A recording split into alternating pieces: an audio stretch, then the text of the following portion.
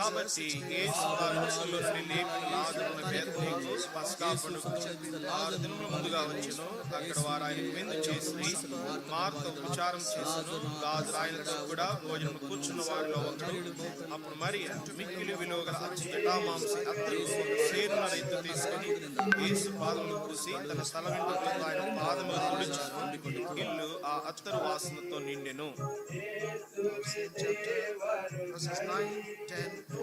తిరిగి అదే అధ్యాయము 9, 10, 11 వచనములు.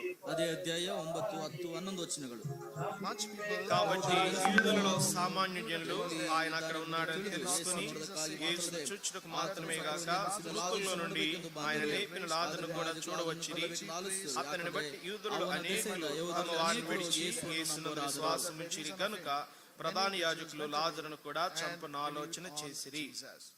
Shall we read our theme verse? మన ముఖ్యాంశాన్ని చదువుకుంటాం. ನಮ್ಮ ಮುಖ್ಯ ಭಾಗವನ್ನು ಸಹ ಓದಿಕೊಳ್ಳೋಣ. Colossians chapter 4.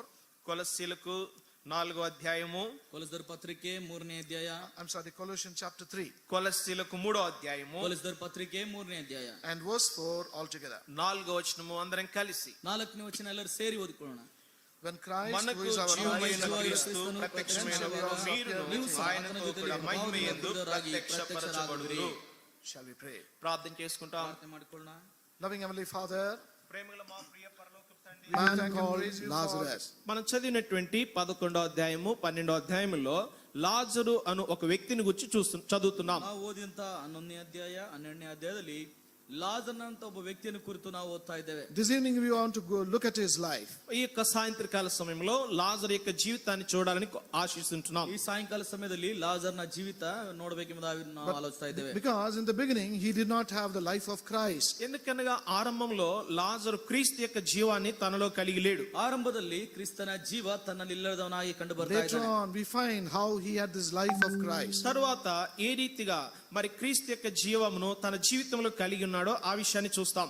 ಆಮೇಲೆ ತನ್ನ ಜೀವಿತದಲ್ಲಿ ಕ್ರಿಸ್ತನ ಜೀವಿತ ಯಾವ ರೀತಿಯಲ್ಲಿ ತಾನು ಉಳ್ಳವನಾಗಿದ್ದಾನೆ ಎಂಬುದಾಗಿ ಸಹ ನಾವು ನೋಡ್ಲಿಕ್ಕೆ And ಇದ್ದೇವೆ. then we read about what happened to this man. ఆ తర్వాత ఈ మనుషునికి ఏం సంభవించింది అనే విషయాన్ని చదువుతాం. ಇದಾದ ಮೇಲೆ ಈ ಮನುಷ್ಯನಿಗೆ ಏನು ಸಂಭವಿಸಿತು ಅನ್ನುವಂತ ವಿಷಯವನ್ನು ಸಹ ನಾವು ಓದ್ಲಿಕ್ಕಿದ್ದೇವೆ. Thus we are able to see the life of Christ in this man. ఆ రీతిగా క్రీస్తు యొక్క జీవమును లేకపోతే జీవితమును ఈ వ్యక్తి జీవితంలో చూడవచ్చు. ಆ ವಿಧವಾಗಿ ಕ್ರಿಸ್ತನ ಒಂದು ಜೀವಿತ ಈ ವ್ಯಕ್ತಿಯ ಜೀವಿತದಲ್ಲಿ ನಾವು ನೋಡಬಹುದು. When we look at him in chapter 11, 11వ అధ్యాయంలో మనం ఆయన్ని చూచినప్పుడు 11ನೇ ಅಧ್ಯಾಯದಲ್ಲಿ ನಾವು ಆತನ ನೋಡುವಾಗ so there are certain details given about this man. ఈ వ్యక్తిని గురించినటువంటి కొన్ని వివరణలు ఇవ్వబడ్డాయి. ಈ ವ್ಯಕ್ತಿ ಕುರಿತಾದಂತಹ ಕೆಲವೊಂದು ವಿವರಣೆಗಳು ಕೊಡಲ್ಪಟ್ಟಿವೆ. But we want to confine ourselves to 4 things about his life. కానీ ఇవ్వబడినటువంటి వివరణలో 4 విషయాలు తన జీవితం విషయమై చూస్తాం. ಕೊಡಲ್ಪಟ್ಟಂತಹ ವಿವರಣೆಯಲ್ಲಿ 4 ವಿಷಯಗಳನ್ನು ತನ್ನ ಜೀವಿತವನ್ನು ಕುರಿತು ನಾವು ನೋಡ್ಲಿಕ್ಕಿದ್ದೇವೆ. We know the Lord Jesus Christ was visiting Bethany often. మరి మనకు తెలుసు ప్రభువైన యేసు క్రీస్తు వారు బేతనియను తరచుగా దర్శిస్తూ ఉన్నారు. ನಮ್ಮೆಲ್ಲರಿಗೂ ಗೊತ್ತು ಕರ್ತನಾದ ಯೇಸು ಕ್ರಿಸ್ತನು ಬೇತಾನಿಯವನ್ನು ಆಗಾಗ ಆತನು ಭೇಟಿ ಮಾಡ್ತಾ ಇದ್ದಾನೆ. That was because of this house where Mary, Martha and Lazarus were. కారణం ఏమనగా మరియా, మార్తా, లాజరు ఈ యొక్క బేతనీలో ఉన్నారు. ఆ కారణాన ప్రభు బేతనియను అదే పనిగా దర్శిస్తున్నాడు. ಈ ಮರಿಯ ಮಾರ್ತಳು ಲಾಜರ್ನು ಈ ಬೇತಾನಿಯದಲ್ಲಿದ್ದರಿಂದ ಆ ಕುಟುಂಬದ ಮೇರೆಗೆ ಆತನ ಪ್ರೀತಿಯಿಂದ ಅಲ್ಲಿ ಭೇಟಿ ಮಾಡ್ತಾ ಇದ್ದಾನೆ. We find about the Lord's entry into this house in Luke's Gospel chapter 10. లూకా సువార్త 10వ అధ్యాయంలో ప్రభువైన యేసు క్రీస్తు వారు ఈ గృహంలోనికి ప్రవేశించడం చూస్తాం. ಲೂಕನ ಬರೆಸುವಾರ್ತೆ 10ನೇ ಅಧ್ಯಾಯದಲ್ಲಿ ಯೇಸು ಸ್ವಾಮಿ ಈ ಮನೆಗೆ ಪ್ರವೇಶಿಸಿದನ್ನು ನಾವು ನೋಡ್ತಾ ಇದ್ದೇವೆ. And see what this house is doing to the Lord Jesus. ఈ యొక్క ఇంటి వారు ప్రభువైన యేసు క్రీస్తు వారికి ఏం చేస్తున్నారు అనే విషయాన్ని ఇక్కడ చూడవచ్చు. ಈ ಮನೆಯವರು ಕರ್ತನಾದ ಯೇಸು ಕ್ರಿಸ್ತನಿಗೋಸ್ಕರ ಏನು ಮಾಡ್ತಾ ಇದ್ದಾರೆ ಎಂಬುದಾಗಿ ಸಹ ನಾವು ನೋಡಬಹುದು. Shall we read from verse 38 till the end of the chapter responsively? మరి లూకా సువార్త 10వ అధ్యాయము 38 నుంచి చివరి వరకు మనము మార్చి చదువుకుంటాం. ಲೂಕನ ಬರೆಸುವಾರ್ತೆ 10ನೇ ಅಧ್ಯಾಯ 38ರಿಂದ 42 వరకు ನಾವು ಉತ್ತರ ಪ್ರತ್ಯುತ್ತರವಾಗಿ ಓದಿಕೊಳ್ಳೋಣ. అంతటి వారు ప్రయాణమైపోవచ్చుండగా ఆయన ఒక గ్రామంలో ప్రవేశించెను.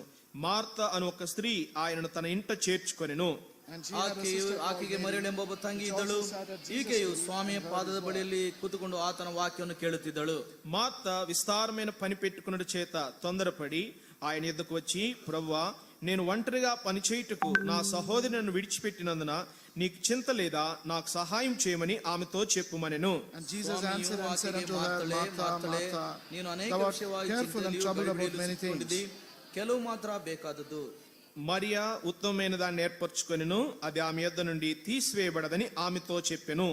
See, we notice in these verses what this family had done to the Lord Jesus. మరి ఈ యొక్క వచనముల్లో ఈ లాజర్ అనే వ్యక్తి ప్రభువైన యేసుక్రీస్తు వారికి ఏం చేశాడనేది మనం చదవం. ಈ ವಚನಗಳಲ್ಲಿ ಈ ಕುಟುಂಬವು ಆ ಯೇಸು ಸ್ವಾಮಿ ಏನು ಮಾಡಿತೆಂಬುದಾಗಿ ನಾವು ನೋಡ್ತಾ ಇದ್ದೇವೆ. First of all, Martha received the Lord into their house. మొట్టమొదటిగా అయితే మార్తా ప్రభువుని తన ఇంటిలోనికి మరి స్వీకరించింది, ఆహ్వానించింది. ಮೊಟ್ಟಮೊದಲಾಗಿ ಮಾರ್ತಳು ಯೇಸು ಸ್ವಾಮಿ ತನ್ನ ಮನೆಗೆ ಆಹ್ವಾನಿಸಿದಳು. Maybe she heard about the Lord Jesus. మరి బహుశా ప్రభువైన యేసుక్రీస్తు వారిని గురించి ఆమె విన్నదేమో. ಬಹುಶಃ ಕರ್ತನಾದ ಯೇಸು ಕ್ರಿಸ್ತನನ್ನು ಕುರಿತು ಆಕೆ ಕೇಳಿದ್ದಾಳೇನೋ. She heard about what he was preaching. ప్రభు ఏమైతే బోధిస్తున్నాడో దాని గురించి విన్నదేమో. ಕರ್ತನು ಯಾವುದನ್ನು ಬೋಧಿಸ್ತಾ ಇದ್ದಾನೋ ಅದನ್ನೇ ಕೇಳ್ತಾ ಬಂದನೇನೋ. Or maybe she heard about the miracles that the Lord Jesus was performing. బహుశా ఆ దినాల్లో ప్రభువైన యేసుక్రీస్తు వారు జరిగించిన అద్భుతముల గురించి తాను విన్నదేమో. ಬಹುಶಃ ಕರ್ತನಾದ ಯೇಸು ಕ್ರಿಸ್ತನು ನಡೆಸಿದಂತ ಅನೇಕ ಅದ್ಭುತ ಕಾರ್ಯಗಳನ್ನು ಕುರಿತು ಆಕೆ ಕೇಳಿದ್ದಾಳೇನೋ. So she was eager to meet the Lord Jesus. కనుకనటి కారణాన్ని బట్టి ప్రభువైన యేసుక్రీస్తు వారిని కలుసుకోవాలనేటువంటి ఆశతో తాను ఎదురు చూస్తుంది. ಆ ಕಾರಣದಿಂದಲೇ ಕರ್ತನಾದ ಯೇಸು ಕ್ರಿಸ್ತನನ್ನು ಎದುರುಗೊಳ್ಳಬೇಕೆಂಬ ಆಶೆಯಿಂದ ಆಕೆ ಎದುರು ನೋಡ್ತಾ ಇದ್ದಾಳೆ. Why do I say that? ఎందుకు నేను అలా చెప్తున్నానంటే ಯಾಕೆ ಆ ಮಾತನ್ನು ಹೇಳ್ತಾ ಇದ್ದೇನೆ? There is a proof of that here. ఎందుకనగా దానికి రుజువు ఇక్కడ మనం చూస్తున్నాం. ಯಾಕೆಂದ್ರೆ ಅದಕ್ಕೆ ರುಜುವಾತು ಇಲ್ಲಿ ನಾವು ನೋಡ್ತಾ ಇದ್ದೇವೆ. As soon as the Lord was received in that house, మరి ఎప్పుడైతే ప్రభువైన యేసుక్రీస్తు వారిని ఆ ఇంట చేర్చుకుందో, ಯಾವಾಗ ಯೇಸು ಸ್ವಾಮಿ ಆ ಮನೆಗೆ ಬಂದನೋ immediately she set on to work and prepare a very delicious food for the Lord. మరి వెంటనే ప్రభు కొరకే రుచికరమైనటువంటి భోజనమును సిద్ధపరచడానికి తాను ప్రారంభించింది. ಏತ್ಯಾಗಿ ಯೇಸು ಸ್ವಾಮಿ ತನ್ನ ಮನೆಯಲ್ಲಿ ಇಳಿಸಿಕೊಂಡು ತನಗೋಸ್ಕರ ರುಚಿಕರವಾದ ಅಡಿಗೆ ಮಾಡ್ಲಿಕ್ಕೆ ಆಕೆ ಆಲೋಚನೆ So ಮಾಡಿದಳು. that shows she had a longing toward the Lord Jesus. కనుక ఇది ఏం తెలియచేస్తుంది, చూపిస్తుందంటే ప్రభు కొరకైన వాంఛ తాను కలిగి ఉన్నదని. ಇದೇನ್ ತೋರಿಸ್ತಂದ್ರೆ ಕರ್ತನಾದ ಯೇಸು ಕ್ರಿಸ್ತನ ಮೇಲಿರುವಂತ ಆಶೆ ಆಕಾಂಕ್ಷೆ ತೋರಿಸ್ತದೆ. The Lord knew that. ప్రభువుకి ఆ విషయం తెలుసు. ಈ ವಿಷಯ ಕರ್ತನಿಗೆ ಗೊತ್ತಿತ್ತು. Remember, the Lord knows everything about us. జ్ఞాపకం ఉంచుకోండి, ప్రభు మనల గురించి సమస్తము ఎరుగును. ಜ್ಞಾಪಕದಲ್ಲಿಟ್ಕೊಳ್ರಿ, ಕರ್ತನು ನಮ್ಮ ವಿಷಯದಲ್ಲಿ ಸಮಸ್ತವನ್ನು ಬಲ್ಲಾತನಾಗಿದ್ದಾನೆ. And nothing can be hidden from the Lord. ఏది కూడా ప్రభు కన్నులకు మరుగై ఉండదు. ಯಾವುದು ಕರ್ತನ ಕಣ್ಣಿಗೆ ಮರೆಯಾಗಿರಲಾರದು. Everything is naked and open before the Lord. ప్రభు యొక్క కన్నులకు సమస్తము కూడా తేటగా బట్టబయలుగా కనబడుతుంది. ಕರ್ತನ ಕಣ್ಣುಗಳಿಗೆ ನಮ್ಮ ಎಲ್ಲಾ ವಿಷಯವು ಎಷ್ಟೋ ಬಟ್ಟ ಬಯಲಾಗಿ ಕಾಣ್ತಾ ಇದೆ. Where you are and what you are doing far away from your home, nobody may look, nobody may behold, but the Lord knows and looks at you. నువ్వెక్కడున్నావో, నువ్వేం చేస్తున్నావో, ఒకవేళ నీ ఇంటి వారికి దూరంలో ఉన్నప్పటికీ ఎవరికి తెలియకపోవచ్చు, కానీ ప్రభు నిన్ను చూస్తున్నాడు. ప్రభువుకి నిన్ను గురించి సమస్తము తెలుసు. ನೀನ್ ಎಲ್ಲಿದ್ಯೋ, ಎಷ್ಟು ದೂರದಲ್ಲಿದ್ಯೋ, ಏನ್ ಮಾಡ್ತಿದ್ಯೋ, ನಿನ್ನ ಮನೆಯವರಿಗೆ ಒಂದು ವೇಳೆ ಗೊತ್ತಿಲ್ಲದೆ ಇರಬಹುದು. ಆದ್ರೆ ದೇವರ ಸಮಸ್ತವನ್ನು ಆತನು ನೋಡುವಾತನಾಗಿದ್ದಾನೆ, ಬಲ್ಲವನಾಗಿದ್ದಾನೆ. Man may not know that. మనుషునికి ఆ విషయం ఒకవేళ తెలియకపోవచ్చు. ಒಂದು ವೇಳೆ ಮನುಷ್ಯನಿಗೆ ಈ ವಿಷಯ ತಿಳಿದಿರಬಹುದು. Your parents may not know what you are and where you are. నువ్వెక్కడున్నావో, నీవేమై ఉన్నావో, ఒకవేళ నీ తల్లిదండ్రులకు తెలియకపోవచ్చు. ಒಂದು ವೇಳೆ ನೀನ್ ಎಲ್ಲಿದ್ಯಾ, ಏನ್ ಮಾಡ್ತಿದ್ಯಾ ಅನ್ನೋಂಥದ್ದು ನಿನ್ನ ತಂದೆ ತಾಯಿಗಳಿಗೆ ಗೊತ್ತಿಲ್ಲದೆ ಇರಬಹುದು. But the Lord knows. కానీ ప్రభువుకు తెలుసు. ಆದ್ರೆ ಕರ್ತನು ಬಲ್ಲವನಾಗಿದ್ದಾನೆ. See in John's Gospel, చూడండి యోహాను సువార్త ಬನ್ನಿರಿ ಯೋಹಾನ ಬರೆಸುವಾರ್ತೆ in chapter 1, 1వ అధ్యాయము ಮೊದಲನೇ ಅಧ್ಯಾಯ. we read about Philip and Nathaniel. ఫిలిప్పు నతానీయుల గురించి ఇక్కడ మనం చదువుతాం. ಇಲ್ಲಿ ಫಿಲಿಪ್ಪನು ನತಾನೀಯನ ಕುರಿತು ನಾವು ಓದ್ತೇವೆ. And we see how Philip brought Nathaniel to the Lord Jesus. మరి ఫిలిప్పు నతానీయులని ఎలా ప్రభు ఎదుగు తీసుకొని వచ్చాడో ఈ విషయాన్ని చూస్తాం. ಫಿಲಿಪ್ಪನು ಯಾವ ರೀತಿಯಲ್ಲಿ And- ಕರ್ತನ ಬಳಿಗೆ ತೆಗೆದುಕೊಂಡು ಬಂದನೆಂಬುದಾಗಿ ಆ ವಿಷಯ ನಾವು ನೋಡ್ತೇವೆ. And when the Lord Jesus saw Nathaniel being brought by Philip, మరి ఫిలిప్పు నతానీయులు ప్రభు ఎదుగు తీసుకొచ్చినప్పుడు, నతానీయులు ప్రభు చూచినప్పుడు, ಫಿಲಿಪ್ಪನು ನತಾನೀಯನನ್ನು ತೆಗೆದುಕೊಂಡು ಬರುವಾಗ ನತಾನೀಯನನ್ನು ಯೇಸು ಸ್ವಾಮಿ ಕಂಡು, see what he says in verse 47. 47వ వచనంలో ప్రభు ఏం చెప్తున్నాడో చూడండి. 47ನೇ ವಚನದಲ್ಲಿ ಕರ್ತನ ಏನ್ ಹೇಳ್ತಾ ಇದ್ದಾನೆ ನೋಡ್ರಿ. Behold an Israelite, indeed, in whom is no guile. ఇదిగో ఇతడు నిజముగా ఇశ్రాయేలీయుడు, ఇతని యందు ఏ కపటమును లేదని అతని గూర్చి చెప్పెను. ಇಗೋ ಇವನು ನಿಜವಾದ ಇಸ್ರಾಯೇಲನು, ಇವನಲ್ಲಿ ಕಪಟವಿಲ್ಲ ಎಂಬುದಾಗಿ ಹೇಳಿದನು. Nathaniel never came to the Lord Jesus. నతానీయులు ప్రభు యొద్దకు రాలేదు. ನತಾನೀಯನು ಕರ್ತನ ಬಳಿಗೆ ಬರಲಿಲ್ಲ. He never met or knew Jesus. అంతకు మునుపు ఎప్పుడు కూడా ప్రభువును కలవలేదు. ಅದಕ್ಕಿಂತ ಮೊದಲೇ ಯೇಸು ಸ್ವಾಮಿನ ಕುರಿತು ತಾನು ತಿಳಿಲಿಲ್ಲ, And ಆ the- ಯೇಸು ಸ್ವಾಮಿನ ಭೇಟಿ ಮಾಡಿರ್ಲಿಲ್ಲ. And the Lord also did not meet Nathaniel. అంతకు మునుపు ఎప్పుడు కూడా ప్రభువు కూడా నతానీయులు కలవలేదు. ಅದಕ್ಕಿಂತ ಮೊದಲು ಯೇಸು ಸ್ವಾಮಿ ಸಹ ನತಾನೀಯನನ್ನು ಭೇಟಿ ಮಾಡಿರ್ಲಿಲ್ಲ. But when Nathaniel came to him, ఎప్పుడైతే నతానీయులు ప్రభు యొద్దకు వచ్చాడో, ಯಾವಾಗ ನತಾನೀಯನು ಕರ್ತನ ಬಳಿಗೆ ಬಂದನು, straight away he says, this is the man in whom there is no guile. ప్రభు నేరుగా ఆ వ్యక్తిని నతనీయుల గురించి చెప్తున్నాడు, ఇదిగో ఇతడు ఇశ్రాయేలీయుడు, ఇతనిందు ఏ కపటమును లేదు. ಆ ವ್ಯಕ್ತಿ ನೋಡಿ ಸ್ವಾಮಿ ನೇರವಾಗಿ ಹೇಳ್ತಾ ಇದ್ದಾನೆ, ಈತನಲ್ಲಿ ಕಪಟವಿಲ್ಲ. Straight away the Lord was able to look at his heart, look into his heart. మరి ప్రభు ఆ యొక్క హృదయాన్ని చూచి నేరుగా చూసి ఈ మాటలు చెప్తున్నాడు. ನೇರವಾಗಿ ಆತನದನ್ನು ನೋಡಿ ಈ ಮಾತನ್ನು ಸ್ವಾಮಿ ಹೇಳ್ತಾ ಇದ್ದಾನೆ. Nobody need tell or testify about Nathanael to the Lord Jesus. నతనీయులను గురించి ఎవరు కూడా ప్రభువుకి సాక్ష్యం ఇవ్వాల్సిన పని లేదు, చెప్పవలసిన ఆవశ్యకత లేదు. ನಾತಾನನ ಕುರಿತು ಯಾರು ಸಹ ಸ್ವಾಮಿ ಸಾಕ್ಷಿ ಕೊಡುವಂತ ಅವಶ್ಯಕತೆ ಇರಲಿಲ್ಲ. Straight away he is declaring these things about Nathanael. ప్రభువే స్వయముగా నేరుగా నతనీయుల గురించి ఈ మాటలు పలుకుతున్నాడు. ನೇರವಾಗಿ ಕರ್ತನ ತಾನೇ ನಾತಾನನ ಕುರಿತು ಈ ಮಾತುಗಳನ್ನು ಆಡ್ತಾ ಇದ್ದಾನೆ. And when Nathanael heard that, ఎప్పుడైతే ఈ మాటలు ప్రభు పలుకుట నతనీయులు విన్నాడో, ಯಾವಾಗ ಕರ್ತನಾಡುವಂತ ಈ ಮಾತನ್ನು ನಾತಾನನನ್ನು ಕಂಡನು, in verse 48 he is asking the Lord, వెంటనే ప్రభుని ఇలాగ అడుగుతుంటున్నాడు, ಆ ಕಾರಣದಿಂದಲೇ ತಕ್ಷಣ ಕರ್ತನ ರೀತಿಯಾಗಿ ಹೇಳ್ತಾ from ಇದ್ದಾನೆ, whence do you know me or have you have seen me? నన్ను నీవు ఎలాగూ ఎరుగుదువు? ನೀನು ಯಾವ ರೀತಿಯಲ್ಲಿ ನನ್ನನ್ನು ಬಲ್ಲೆ? The Lord is answering that question of Nathanael. నతనీయులు వేసిన ప్రశ్నకి ప్రభు ఇక్కడ జవాబిస్తున్నాడు. ಕರ್ತನು ನಾತಾನಲ್ಲಿ ಹಾಕಿದಂತ ಪ್ರಶ್ನೆಗೆ ಉತ್ತರ ಕೊಡ್ತಾ ಇದ್ದಾನೆ. Shall we all read verse 48 together? దయచేసి యోహాను సువార్త 1:48 అందరం కలిసి చదువుకుంటాం. ಯೋಹಾನ ಬರೆಸುವಾರ್ತೆ 1:48 ಎಲ್ಲರೂ ಸೇರಿ ಓದಿಕೊಳ್ಳೋಣ. Nathanael నన్ను నీవు saith unto him, ఎలాగూ ఎరుగుదువని నతనీయులు ఆయనను అడుగగా, ಯೇಸುವನ್ನು Jesus ಕೇಳಿದನು, answered and ఫిలిప్పు said నిన్ను unto him, పిలవకమునుపే నీవు అంజూరపు చెట్టు కింద ನೀನು ఉన్నప్పుడే ಅಂಜೂರದ నిన్ను ಮರದ ಕೆಳಗೆ ಇದ್ದಾಗ I ನೀನು saw ನೋಡಿದೆನು him. ಎಂದು ಅಂದನು. See the answer of the Lord Jesus. ప్రభు యేసు క్రీస్తు వారు ఇచ్చిన జవాబు చూడండి. ಕರ್ತನಾದ ಯೇಸು ಕ್ರಿಸ್ತನು ಕೊಟ್ಟಂತ ಉತ್ತರವು ನೋಡ್ರಿ. Before Nathanael called you, నతనీయులు నిన్ను పిలువక మునిపే, ನಾತಾನಿಯೇಲನು ನಿನ್ನನ್ನು ಕರೆಯೋಕ್ಕಿಂತ ಮುಂಚಿತವಾಗಿ, even when we were under the fig tree, నీవు ఆ యొక్క అంజూరపు చెట్టు కింద ఉన్నప్పుడే, ನೀನು ಅಂಜೂರದ ಮರದ ಕೆಳಗಡೆ ಇದ್ದಾಗಲೇ. where did this happen? ఎక్కడి జరిగింది? ಇದು ಎಲ್ಲಿ ಉಂಟಾಯ್ತು? Not in the near abouts of the Lord Jesus, not nearby the Lord Jesus. ఇదంతా జరిగింది ప్రభు యేసు క్రీస్తు వారికి సమీపంలో కాదు. ಇದೆಲ್ಲವೂ ನಡೆದದ್ದು ಕರ್ತನಾದ ಯೇಸು ಕ್ರಿಸ್ತನು ಸಮೀಪವಾಗಿರುವಾಗಲ್ಲ, It was far away from him. ప్రభు యేసుకి చాలా దూరంలో జరిగింది. ಕರ್ತನಾದ ಯೇಸು ಕ್ರಿಸ್ತನಿಗೆ ದೂರದಲ್ಲಿ But ನಡೆಯಿತು. still the Lord is able to behold. అయినప్పటికీ కూడా ఎక్కడో ఉన్న నతనీయుల్ని ప్రభు చూడగలుగుతున్నాడు. ಆದ್ರೂ ಸಹ ಎಲ್ಲೋ ಇದ್ದ ನಾತಾನಿಯೇಲನನ್ನು ಯೇಸು ಸ್ವಾಮಿ ಆತನು ನೋಡ್ತಾ ಬಂದನು. First of all, he was able to look into the heart of Nathanael. మొట్టమొదటిగా నతనీయుల యొక్క హృదయాన్ని ప్రభు చూడగలిగాడు. ಮೊಟ್ಟಮೊದಲಾಗಿ ನಾತಾನಿಯೇಲನ ಹೃದಯವನ್ನು ಸ್ವಾಮಿ ನೋಡಲಿಕ್ಕಾಯ್ತು. Secondly, the Lord is able to look at Nathanael where he was. రెండవదిగా నతనీయులు తాను ఎక్కడ ఉన్నాడో ఆ విషయాన్ని చూడగలిగాడు. ಎರಡನೇದಾಗಿ ನಾತಾನಿಯೇಲನು ಎಲ್ಲಿದ್ದನೋ ಅದನ್ನು ಸಹ ಆತನು ತಿಳಿದವನಾಗಿದ್ದನು. This evening, the Lord is looking into your heart. ఈ యొక్క సాయంత్రకాల సమయంలో ప్రభు కూడా నీ హృదయాన్ని చూస్తున్నాడు. ಈ ಸಾಯಂಕಾಲ ಸಮಯದಲ್ಲಿ ಕರ್ತನು ಸಹ ನಿನ್ನ ಹೃದಯವನ್ನು ನೋಡ್ತಾ ಇದ್ದಾನೆ. Maybe physically you are sitting here. భౌతికంగా ఒకవేళ నువ్వు శారీరకంగా ఇక్కడ కూర్చుని ఉన్నావేమో, ಒಂದು ವೇಳೆ ಭೌತಿಕವಾಗಿ ಶಾರೀರಿಕವಾಗಿ ನೀನು ಕೂತಿದ್ದೀನೋ, In your mind and your heart, you are elsewhere. నీ యొక్క హృదయము నీ యొక్క మనసు ఇక్కడ కాకుండా మరి ఎక్కడో ఉంది. ಆದ್ರೆ ನಿನ್ನ ಮನಸ್ಸು ನಿನ್ನ ಹೃದಯ ಇಲ್ಲಿಲ್ಲದೆ ಬೇರೆ ಎಲ್ಲೋ ಇದೆ. Maybe your mind is with your friends, thinking about your friends. బహుశా నీ మనసు అంతా కూడా నీ ఫ్రెండ్స్ ఎలా ఉన్నారు ఏంటని దాని మీద ఉందేమో. ಬಹುಶಃ ನಿನ್ನ ಮನಸ್ಸೆಲ್ಲ ನನ್ನ ಸ್ನೇಹಿತರು ಯಾವ ರೀತಿಯಲ್ಲಿದ್ದಾರೆ ಎಂಬುದಾಗಿ ಅವರ ಕಡೆ ಇದೇನೋ. Maybe you are thinking about your college or school. బహుశా నీవు నీ కాలేజీని గురించి నీ స్కూల్ గురించి ఆలోచిస్తున్నావేమో. ಬಹುಶಃ ನಿನ್ನ ಕಾಲೇಜು ಸ್ಕೂಲ್ ಅನ್ನು ಕುರಿತು ಆಲೋಚನೆ ಮಾಡ್ತಿದ್ದೀನೋ. Maybe you are thinking about some relative. లేకపోతే ఎవరో బంధువుల గురించి ఆలోచిస్తున్నావేమో. ಬಹುಶಃ ಯಾರಾದ್ರೂ ನಿನ್ನ ಬಂಧುಗಳನ್ನು ಕುರಿತು ಆಲೋಚನೆ ಮಾಡ್ತಿದ್ದೀನೋ. Whatever it is, the Lord is able to look into your mind and look into your heart. నువ్వేమి ఆలోచిస్తున్నప్పటికీ విషయం ఏమైనప్పటికీ నీ హృదయాన్ని నీ మనస్సును ప్రభు తేటగా చూడగలడు, ఎరుగును. ಏನೇ ಆಲೋಚಿಸಿದ್ದರು ದೇವರು ನಿನ್ನ ಹೃದಯವನ್ನು ನಿನ್ನ ಮನಸ್ಸನ್ನು ಆತನು ಸ್ಪಷ್ಟವಾಗಿ ಅರಿತವನಾಗಿದ್ದಾನೆ. Nothing can be hidden from him. ఏది కూడా ప్రభు కన్నులకు మరుగైనది లేదు. ಯಾವುದು ಸಹ ಆತನ ಕಣ್ಣಿಗೆ ಮರೆಯಾದದಿಲ್ಲ. You cannot hide yourself from the Lord. ప్రభు కన్నుల నుండి ఏది కూడా నీవు మరుగు చేయలేవు. ಮರೆ ಮಾಡಲಾರೆ. That is why David says in Psalm 139, కీర్తన 139లో దావీదు ఇలా చెప్తాడు. ಆ ಕಾರಣದಿಂದಲೇ ಕೀರ್ತನೆ 139ರಲ್ಲಿ ದಾವೀದನ ರೀತಿಯಾಗಿ ಹೇಳ್ತಾ ಇದ್ದಾನೆ, where shall I flee or go from thy presence? నేను నిన్ను విడిచి నీ సన్నిధిని నేను ఎక్కడికి వెళ్ళుదును? ನಾನು ನಿನ್ನನ್ನು ಬಿಟ್ಟು ಎಲ್ಲಿಗೆ ಹೋಗಲಿ? If I go into heaven, you are there. నేను పరలోకంలోకి వెళితే ఆకాశంలోకి ఎక్కితే నువ్వు అక్కడ ఉన్నావు. ನಾನು ಆಕಾಶಕ್ಕೆ ಏರಿ ಹೋದ್ರು ನೀನು ಅಲ್ಲಿದ್ದಿ. If I go into the depths also, the Lord is there. నేను మరి సముద్రపు అగాధంలోనికి వెళ్ళిన నువ్వు అక్కడ ఉన్నావు. ನಾನು ಪಾತಾಳದೊಳಗೆ ಹೋದ್ರು ನೀನು ಸಹ ಅಲ್ಲಿದ್ದಿ. You cannot escape from the eyes of the Lord. అంటే ప్రభు యొక్క కన్నుల నుండి నీవు తప్పించుకోలేవు. ಕರ್ತನ ಕಣ್ಣಿನಿಂದ ನೀನು ತಪ್ಪಿಸಿಕೊಳ್ಳಲಾರೆ. You can hide everything what in your heart is, but not from the Lord. నీవు ఏదైనా నీ హృదయంలో ఉన్నది మనుషులకు దాయగలవు, కానీ ప్రభువు నుండి ఏది కూడా దాయలేవు. ಈ ರೀತಿಯಾಗಿ ನಿನಗಿರೋ ಮನುಷ್ಯರಿಗೆ ನೀನು ಮುಚ್ಚಿಡಬಹುದು, ಆದ್ರೆ ಕರ್ತನಿಗೆ ಮರೆಯಾದದ್ದು ನಿನ್ನ ಹೃದಯದಲ್ಲಿ ಬೇರೆ ಯಾವುದೂ ಇಲ್ಲ. Shall we turn to John's Gospel chapter 2 now? రండి యోహాను సువార్త 2వ అధ్యాయం తెరుద్దాం. ಯೋಹನ್ ಬರೆದ ಸುವಾರ್ತೆ 2ನೇ ಅಧ್ಯಾಯಕ್ಕೆ ನಾವು ಬರೋಣ. And shall we read the last 2 verses in this chapter? ఈ యొక్క 2వ అధ్యాయంలో చివరి 2 వచనాలు చదువుకుంటాం. ಈ ಅಧ್ಯಾಯದಲ್ಲಿ ಒಂದು ಕೊನೆ 2 ವಚನ ನಾವು ಓದಿಕೊಳ್ಳೋಣ. John chapter 2 verses 24 and 25. యోహాను సువార్త 2వ అధ్యాయము 24, 25 వచనములు. ಯೋಹನ್ ಬರೆದ ಸುವಾರ್ತೆ 2ನೇ ಅಧ್ಯಾಯ 24, 25 ವಚನಗಳು. But Jesus అయితే did not commit himself అందరినీ ఎరిగినవాడు గనుక because he knew ఆయన all తన men. వారి వశం And చేసుకుని needed not that any should మనుషుల testify ఆంతర్యము of him. ఎరిగినవాడు ಯಾವನು గనుక ఎవడునూ ಮನುಷ್ಯನು ಮನುಷ್ಯನಿಗೆ in man. ಆತನಿಗೆ ಸಾಕ್ಷಿ ಕೊಡಬೇಕಾದ ಅವಶ್ಯವಿರಲಿಲ್ಲ. See what we read here? ఇక్కడ మనం ఏం చదువుకున్నాం?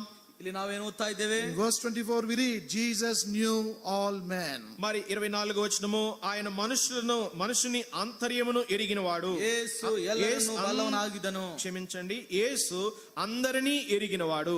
ಯೇಸು ಎಲ್ಲರನ್ನು ಬಲ್ಲವನಾಗಿದ್ದನು. He knows everyone. He knows everyone. ఆయన అందరినీ కూడా ఎరిగినవాడు. ಆತನು ಎಲ್ಲರನ್ನು ಸಹ He ಬಲ್ಲವನಾಗಿದ್ದಾನೆ. knows you. He knows me. ఆయన నిన్ను ఎరిగినవాడు, నన్ను కూడా ఎరిగినవాడు. ಆತನು ನಿನ್ನನ್ನು ಬಲ್ಲವನಾಗಿದ್ದಾನೆ, ನನ್ನನ್ನು ಸಹ He knows ಬಲ್ಲವನಾಗಿದ್ದಾನೆ. all the people in this world. ఈ లోకంలో ఉన్న ప్రతి ఒక్కరిని కూడా అందరినీ ఆయన ఎరుగును. ಈ ಲೋಕದಲ್ಲಿರುವ ಪ್ರತಿಯೊಬ್ಬರನ್ನು ಸಹ ಬಲ್ಲವನಾಗಿದ್ದಾನೆ. Because his eyes run to and fro throughout the whole earth, the word of God says. దేవుని వాక్యం సెలవిస్తుంది, యెహోవా కనుదృష్టి లోకమందంతటా సంచారం చేయుచున్నది. ದೇವರ ವಾಕ್ಯ ಹೇಳ್ತದೆ, ಯೆಹೋವನ ಕಣ್ಣು ದೃಷ್ಟಿ ಲೋಕವನ್ನೆಲ್ಲ ಸಂಚರಿಸ್ತಾ ಇದೆ. And in verse 25 we read, 25వ వచనంలో మనం చదువుతాం, 25ನೇ ವಚನ ನಾವು ನೋಡ್ತೇವೆ. he knew what was in man. ఆయన మనుషుని ఆంతర్యమును ఎరిగినవాడు. ಮನುಷ್ಯನ ಆಂತರ್ಯವನ್ನು ಆತನು ತಿಳಿದವನಾಗಿದ್ದಾನೆ. It is well written in Telugu. తెలుగులో అయితే చక్కగా రాయబడింది. ತೆಲುಗಿನಲ್ಲಿ ಇನ್ನು ಸ್ಪಷ್ಟವಾಗಿ ಬರೆಯಲ್ಪಟ್ಟಿದೆ. He knows what is in the depth of your heart. నీ యొక్క హృదయపు లోతు, హృదయం యొక్క అగాధములు ఏముందో ఆయనకి తెలుసు. ನಿನ್ನ ಹೃದಯ ಅಂತರದಲ್ಲಿರುವಂತದನ್ನು ಆತನು ಬಲ್ಲವನಾಗಿದ್ದಾನೆ. There are certain things that go very deep in our heart. కొన్ని విషయాలు ఉంటాయి, మన హృదయం యొక్క లోపల ఉంటాయి. అవి ಕೆಲವು ವಿಷಯಗಳು ಇರ್ತವೆ, ನಮ್ಮ ಹೃದಯದ ಆಳವಾಗಿ ಹೋಗುವಂತವಾಗಿವೆ. Very difficult to bring it out. వాటిని బయటికి తేవడం బహు కఠినం. ಅವುಗಳನ್ನು ಹೊರಗೆ ತರುವಂತದ್ದು ಬಹಳ ಕಠಿಣ. You will not share it with anyone. ఎవరితో కూడా పంచుకోవు. ಇದನ್ನು ಯಾರೊಂದಿಗೆ ಸಹ ನೀನು Your ಹಂಚಿಕೊಳ್ಳುವುದಿಲ್ಲ. own parents will not know that. నీ సొంత తల్లిదండ్రులు కూడా ఆ విషయాలు ఎరుగరు. ನಿನ್ನ ಸ್ವಂತ ತಂದೆ ತಾಯಿಗಳಿಗೂ ಸಹ ಆ ವಿಷಯ ನೀನು ಹೇಳುವುದಿಲ್ಲ. Even your best friend also will not know that. నీ యొక్క మంచి బెస్ట్ ఫ్రెండ్ కూడా ఆ విషయాలు ఎరుగడు. ನಿನ್ನ ಬೆಸ್ಟ್ ಫ್ರೆಂಡ್ ಸಹ ಆ ವಿಷಯ ಹೇಳುವುದಿಲ್ಲ. But the Lord knows that. కానీ ప్రభువుకి అదంతా తెలుసు. ಆದ್ರೆ ಕರ್ತನ ಎಲ್ಲವನ್ನೂ ತಿಳಿದವನಾಗಿದ್ದಾನೆ. You cannot hide it. నీవు ఆయన నుండి దాచలేవు. ಆತನಿಂದ ಯಾವುದು ನೀನು ಮರೆ ಮಾಡಲಾರೆ. Whatever you do, He knows that. నీవు ఏమి చేసినప్పటికీ ఆయనకి తెలుసు. ನೀನೇನು ಮಾಡಿದರೂ ಆತನೆಲ್ಲವನ್ನು ಬಲ್ಲವನಾಗಿದ್ದಾನೆ. So perhaps Martha had a desire and the Lord knew that. మరి మార్త యొక్క ఆశ ఆ రీతిగానే ఏదైతే ప్రభువుని చూడాలని కలిగిందో అది ప్రభువుకు తెలుసు. ಈ ರೀತಿಯಾಗಿ ಮಾರ್ತಳ ಆಶೆ ಏನಾಗಿತ್ತೋ ಅದು ಯೇಸು ಸ್ವಾಮಿ ಬಲ್ಲವನಾಗಿದ್ದನು. Similarly, in Luke's Gospel chapter 19, అదే రీతిగా లూకా సువార్త 19వ అధ్యాయం ಅದೇ ವಿಧವಾಗಿ ಲೂಕನ ಬರೆದ ಸುವಾರ್ತೆ 19ನೇ we read ಬರೆದ about Zacchaeus. అక్కడ జక్కయ్య అనే వ్యక్తిని గురించి చూస్తాం. ಅಲ್ಲಿ ಜಕ್ಕನೆಂಬ ವ್ಯಕ್ತಿಯನ್ನು ಕುರಿತು ನಾವು ನೋಡ್ತಾ And ಇದ್ದೇವೆ. he had a great desire. తనకు కూడా గొప్ప వాంఛ ఉంది. ತನಗೆ ಸಹ ದೊಡ್ಡ ಆಶೆ ಇತ್ತು. What is the desire? ఏంటి ఆ యొక్క ఆశ?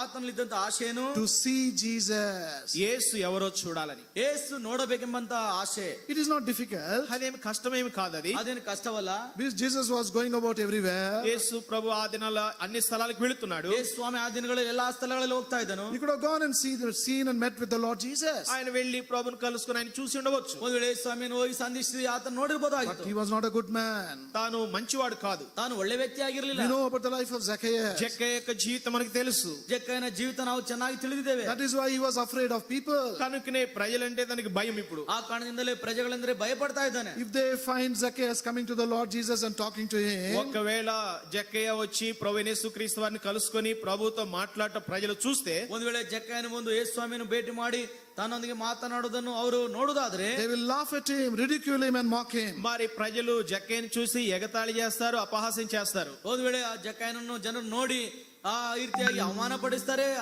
ಅಪಹಾಸ್ಯ ಮಾಡ್ತಾರೆ. But he had this persisting desire in him. కానీ ఎడతెగని వాంఛ తనలో అయితే ప్రభువుని చూడాలని ఉంది. ಆದ್ರೆ ತನ್ನಲ್ಲಿ ಎಡಬಿಡದೆ ಯೇಸು ಸ್ವಾಮಿ ನೋಡುವಂತ ಆಶೆ ತನ್ನಲ್ಲಿತ್ತು. So he determined to go on top of the tree. అప్పుడు ఆయన ఒక చెట్టు ఎక్కాడు. ಆಗ ಒಂದು ಗಿಡದ ಮರದ ಮೇಲೆ ಹತ್ತಿದನು. He was quietly resting there. అక్కడ మౌనంగా కూర్చున్నాడు. ಅಲ್ಲಿ ಮೌನವಾಗಿ ಕೂತಿದ್ದಾನೆ. Because people who walk along, మరి ప్రజలు వాళ్ళు వెళుతున్నటువంటి వారు, ಆ ಜನರು ಹೋಗುವಂತವರು they will never look up. వారు పైకి చూడరు. ಅವ್ರ ಮೇಲೆ ನೋಡುವುದಿಲ್ಲ. They'll keep looking at the door and walking. మరి ప్రజలు దారిని చూసి నడుచుకుంటూ వెళతారు. ಜನರು ದಾರಿಯನ್ನು ನೋಡಿ ಹೋಗ್ತಾ ಇರ್ತಾರೆ. There Zacchaeus was quietly sitting. కానీ చెట్టు మీద మరి జక్కే మౌనంగా కూర్చొని ఉన్నాడు. ಜಕ್ಕಯ್ಯನಾದ್ರೂ ಮರದ ಮೇಲೆ ಮೌನವಾಗಿ ಕೂತಿದ್ದಾನೆ. దగ్గు వస్తే కూడా దగ్గను. దగ్గొస్తే కూడా దగ్గను. ఇంకా ಈ ರೀತಿಯಾಗಿ ಕೆಮ್ಮು ಬಂದ್ರು ಸಹ ಕೆಮ್ಮುದಿಲ್ಲ. I will not sneeze also. నేను తుమ్మను కూడా తుమ్మను. ನಾನು ಸೀನುವುದಿಲ್ಲ ಸಹ. Because if I do that, ఒకవేళ పొరపాటున తుమ్మితే, ಒಂದ್ ವೇಳೆ ಗೊತ್ತಿಲ್ಲದೆ ನಾನು ಸೀನುದಾದ್ರೆ, they will look at this man. ఇన్ని చూసి ಇಲ್ಲಿ ನೋಡಿ ಮೇಲ್ಗಡೆ ನೋಡಿ, చూసావా ఎక్కడెక్కడ వీడు? ఎక్కడెక్కడ చూడండి వీడు, See where this fellow is. ఎక్కడున్నాడో చూడండి ఈయన. ನೋಡ್ರಿ ಇವನು ಎಲ್ಲಿದ್ದು So ಕೂತಿದ್ದಾನೆ. he did not want anybody to know. కనుక ఎవరికి తెలియకూడదు అనుకున్నాడు. ಆ ರೀತಿಯಾಗಿ ಯಾರಿಗೂ ತಿಳಿಯಬಾರದು ಎಂಬುದು ಅಂದುಕೊಂಡನು. Quietly waiting and looking at that way. మరి మౌనముగా ఆ చెట్టు మీద కూర్చొని ఆ మార్గం గుండా ప్రభు వస్తున్నాడని చూస్తున్నాడు. ಮೌನವಾಗಿ ಆ ಗಿಡದ ಮೇಲೆ ಕೂತ್ಕೊಂಡು ಯೇಸು ಸ್ವಾಮಿ ಆ ದಾರಿಯಲ್ಲಿ ಬರೋದು ನೋಡ್ತಾ ಇದ್ದಾನೆ. And as he was waiting, ఆయన వేచి ఉండగా, ಆ ವಿಧವಾಗಿ ಆತನು ಕಾದುಕೊಂಡಿದ್ದಾಗ, there behold the Lord was coming. అదిగో ప్రభు వస్తుంటున్నాడు ఆ మార్గం ಅಲ್ಲಿ గుండా. ಕರ್ತನು ಬರ್ತಾ ಇದ್ದಾನೆ. He was very happy. తాను సంతోషమైంది. ಆದ್ರೆ ಎಷ್ಟು ಸಂತೋಷವಾಗ್ತಾ ಇದೆ. At the same time very quiet. అదే సమయంలో మౌనంగా ఉన్నాడు. ಆದ್ರೂ ಸಹ ಮೌನವಾಗಿದ್ದಾನೆ. I must not lose this ఈ opportunity. అవకాశం పోగొట్టుకోకూడదు. ಈ ಅವಕಾಶ ನಾನು ಕಳೆದುಕೊಳ್ಳಬಾರದು. Let me see him. నేను ఆయన చూడాలి. ఎట్లా? ನಾನು ಆತನ ನೋಡ್ಬೇಕು. Poor fellow did not have mobile phone.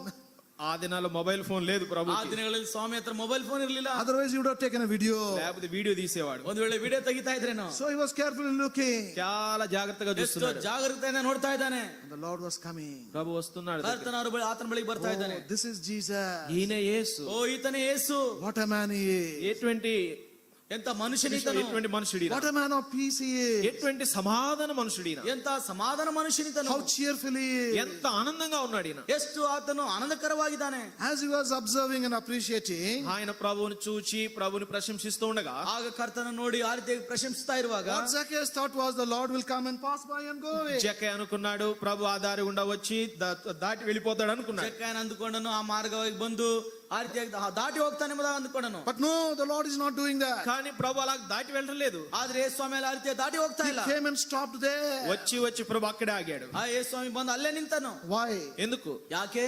The desire and the longing of Zacchaeus was not only seen by the Lord, it stopped the Lord Jesus. ఏదైతే వాంఛ, ఏదైతే ఆశ ప్రభువును చూడాలని జక్కయ్య కలిగి ఉన్నాడో, ఆ ఆశ, ఆ వాంఛ ప్రభు ఎరుగును, అదే ప్రభుని ఆపివేసింది. ಈ ರೀತಿಯಾಗಿ ಯಾವ ಅಪೇಕ್ಷೆಯಿಂದ ಆಕಾಂಕ್ಷೆಯಿಂದ ಜಕ್ಕಯ್ಯನು ಯೇಸು ಸ್ವಾಮಿ ನೋಡ್ಲಿಕ್ಕೆ ಬಂದನು, ಯೇಸು ಸ್ವಾಮಿ ಆತನ ಮನಸ್ಸನ್ನು ತಿಳಿದು ಮಾತ್ರಲ್ಲದೆ ಯೇಸು ಸ್ವಾಮಿನಲ್ಲಿ ನಿಲ್ಲಿಸಿತು. Zacchaeus did not call on Jesus. మరి జక్కయ్య యేసు ప్రభు అన్నప్పుడు ఏం పిలవలేదు. కానీ ಯೇಸು ಸ್ವಾಮಿಯನ್ನು ಜಕ್ಕಯ್ಯನು ಕರೀಲಿಲ್ಲ. He did not say, Lord, have mercy on me. ప్రభువా నన్ను నా మీద కనికరం ఉంచని ఏం కేక వేయలేదు. ಓ కానీ ಸ್ವಾಮಿ ನನ್ನನ್ನು ಕರುಣಿಸು ಎಂಬುದಾಗಿ ಕೇಳಲಿಲ್ಲ. Here am I in great fear. ఇదిగో నేను గొప్ప భయములో ఉన్నానని ఆయన చెప్పలేదు. ಇದಿಗೋ ನಾನು ದೊಡ್ಡ ಭಯದಲ್ಲಿದ್ದೇನೆ ಎಂಬುದಾಗಿ ಹೇಳಿಲ್ಲ. Here am I in great need. ఇదిగో ప్రభువా నేను అక్కరలో ఉన్నానని చెప్పలేదు. ಇದಿಗೋ ಸ್ವಾಮಿ ನನ್ನ ಅವಶ್ಯಕತೆಯಲ್ಲಿದ್ದೇನೆ ಎಂಬುದಾಗಿ I ಹೇಳಿಲ್ಲ. am rejected by everyone. వాళ్ళందరూ కూడా అక్కడ చుట్టుముట్టారు. ಎಲ್ಲರೂ ಸುತ್ತಲಿರುವಾಗ I am rejected by everyone. ప్రతి వారి చేత నేను తృణీకరించబడ్డాను. ಪ್ರತಿಯೊಬ್ಬರಿಂದ ನಾನು ತಿರಸ್ಕಾರ ಹೊಂದಿದವನಾಗಿದ್ದೇನೆ. Nobody loves me or likes me.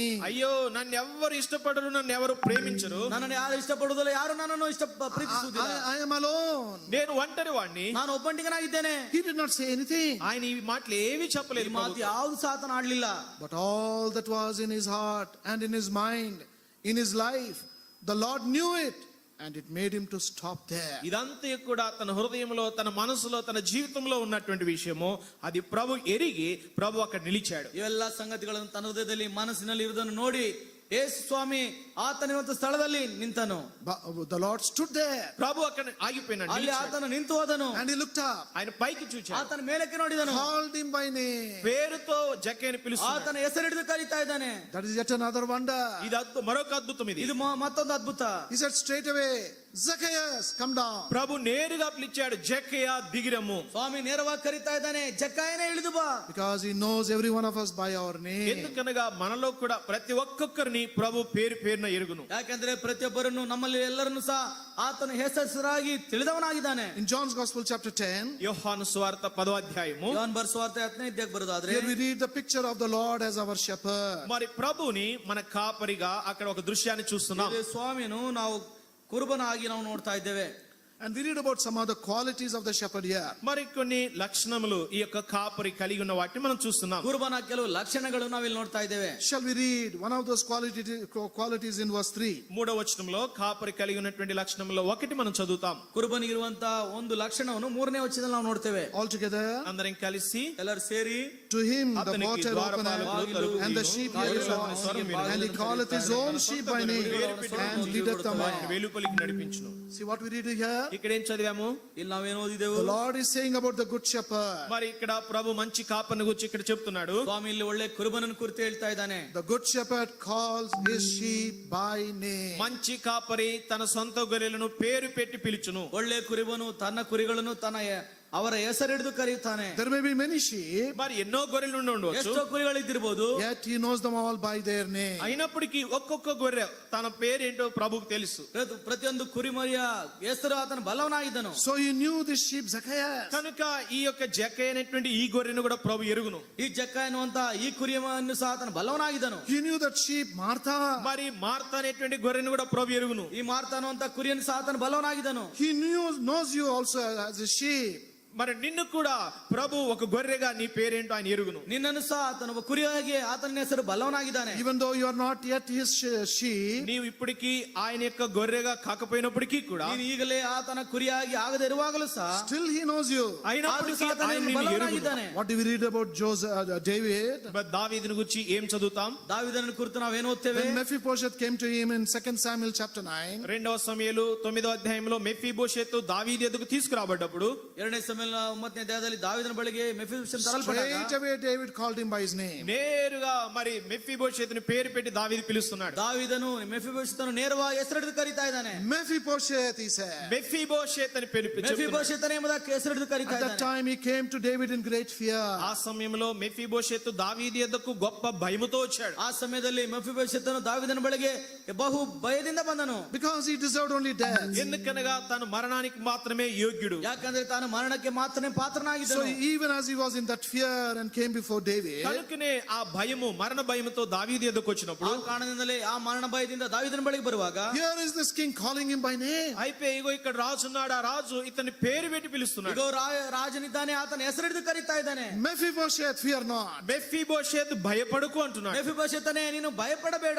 Dearly beloved, this is how the Lord knows us. ప్రియులారా ఇదంతా కూడా ప్రభు ఎరుగును. ಪ್ರಿಯರೇ, ಈ ರೀತಿಯಾಗಿ ಕರ್ತನ ನಮ್ಮನ್ನು ಕರೆಯುವಂತನಾಗಿದ್ದಾನೆ. Tonight, are you also sitting here with fear? నీవు కూడా ఈ రాత్రి భయముతో కూర్చుని ఉన్నావా? ಈ ರಾತ್ರಿ ನೀನು ಸಹ ಭಯದಿಂದ ಇಲ್ಲಿ ಕೂತಿದೀಯಾ? Are you also sitting here in great need? ఒకవేళ ఇక్కడ కూడా నీవు గొప్ప అక్కర కలిగి నువ్వు కూర్చొని ఉన్నావా? ಒಂದು ವೇಳೆ ದೊಡ್ಡ ಅವಶ್ಯಕತೆ ಮೇರೆಗೆ ನೀನು ಇಲ್ಲಿ ಕೂತ್ಕೊಂಡಿದ್ಯಾ? Are you sitting here in your loneliness? ఒకవేళ నీవు ఒంటరితనంలో ఉండి ఇక్కడ కూర్చొని ఉన్నావా? ನೀನು ಒಬ್ಬಂಟಿಗನಾಗಿದೆ ಎಂಬ ನೀನು ಇಲ್ಲಿ ಕೂತಿದೀಯಾ? Are you sitting here totally broken in heart? ఒకవేళ హృదయంలో పగిలిపోయి నీవు ఇక్కడ కూర్చొని ఉన్నావా? ಈ ರೀತಿ ನಿನ್ನ ಹೃದಯವು ಹೊಡೆದಂತ ಹೃದಯದಿಂದ ನೀನು ಒಂದು ವೇಳೆ ಕೂತಿದೀಯನೋ? Not knowing what is going to happen to you tomorrow. రేపేమి జరుగుతుందో తెలియని స్థితిలో ఒకవేళ నువ్వు కూర్చుని ఉన్నావా? ನಾಳೆ ಏನ್ ನಡೀಲಿಕ್ಕಿದೆಯೋ ಅದನ್ನು ತಿಳಿಯರಾದ ಸ್ಥಿತಿಯಲ್ಲಿ ನಿದ್ದೀಯಾ? Nobody knows that condition. ఎవరు కూడా నీ ఉన్న పరిస్థితిని ఎరుగరు.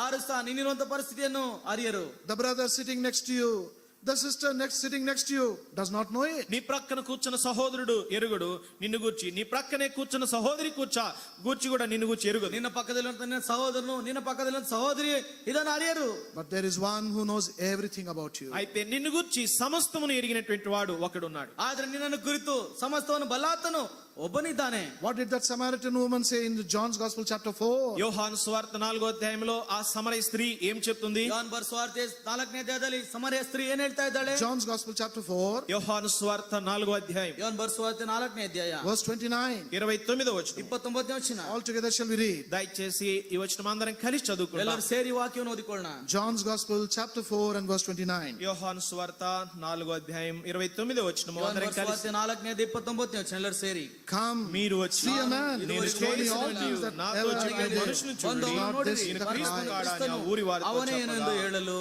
The Lord told everything about her. ఆమెను గురించి ప్రభు సమస్తము ఆమెకు చెప్పాడు. ತಾನು ಮಾಡಿದೆಲ್ಲವನ್ನು ಸಹ ಆಕೆಗೆ ಸ್ವಾಮಿ ಹೇಳಿದನು. He did not publicize it to others. అంటే ఇతరులకి ప్రచారం చేయడం కాదు, ಆತನ ಆ ವಿಷಯವನ್ನು ಇತರರಿಗೆ ಹೇಳಲಿಲ್ಲ, Pracharam cheyaledu. ప్రచారం చేయలేదు. ಪ್ರಚಾರ ಮಾಡಲಿಲ್ಲ. He told only her. అయితే ఆమెకు మాత్రమే చెప్పాడు. ಅದನ್ನು ಆಕೆಗೆ ಮಾತ್ರ ಹೇಳಿದನು. Dearly beloved, what we want to emphasize is the Lord is looking at you.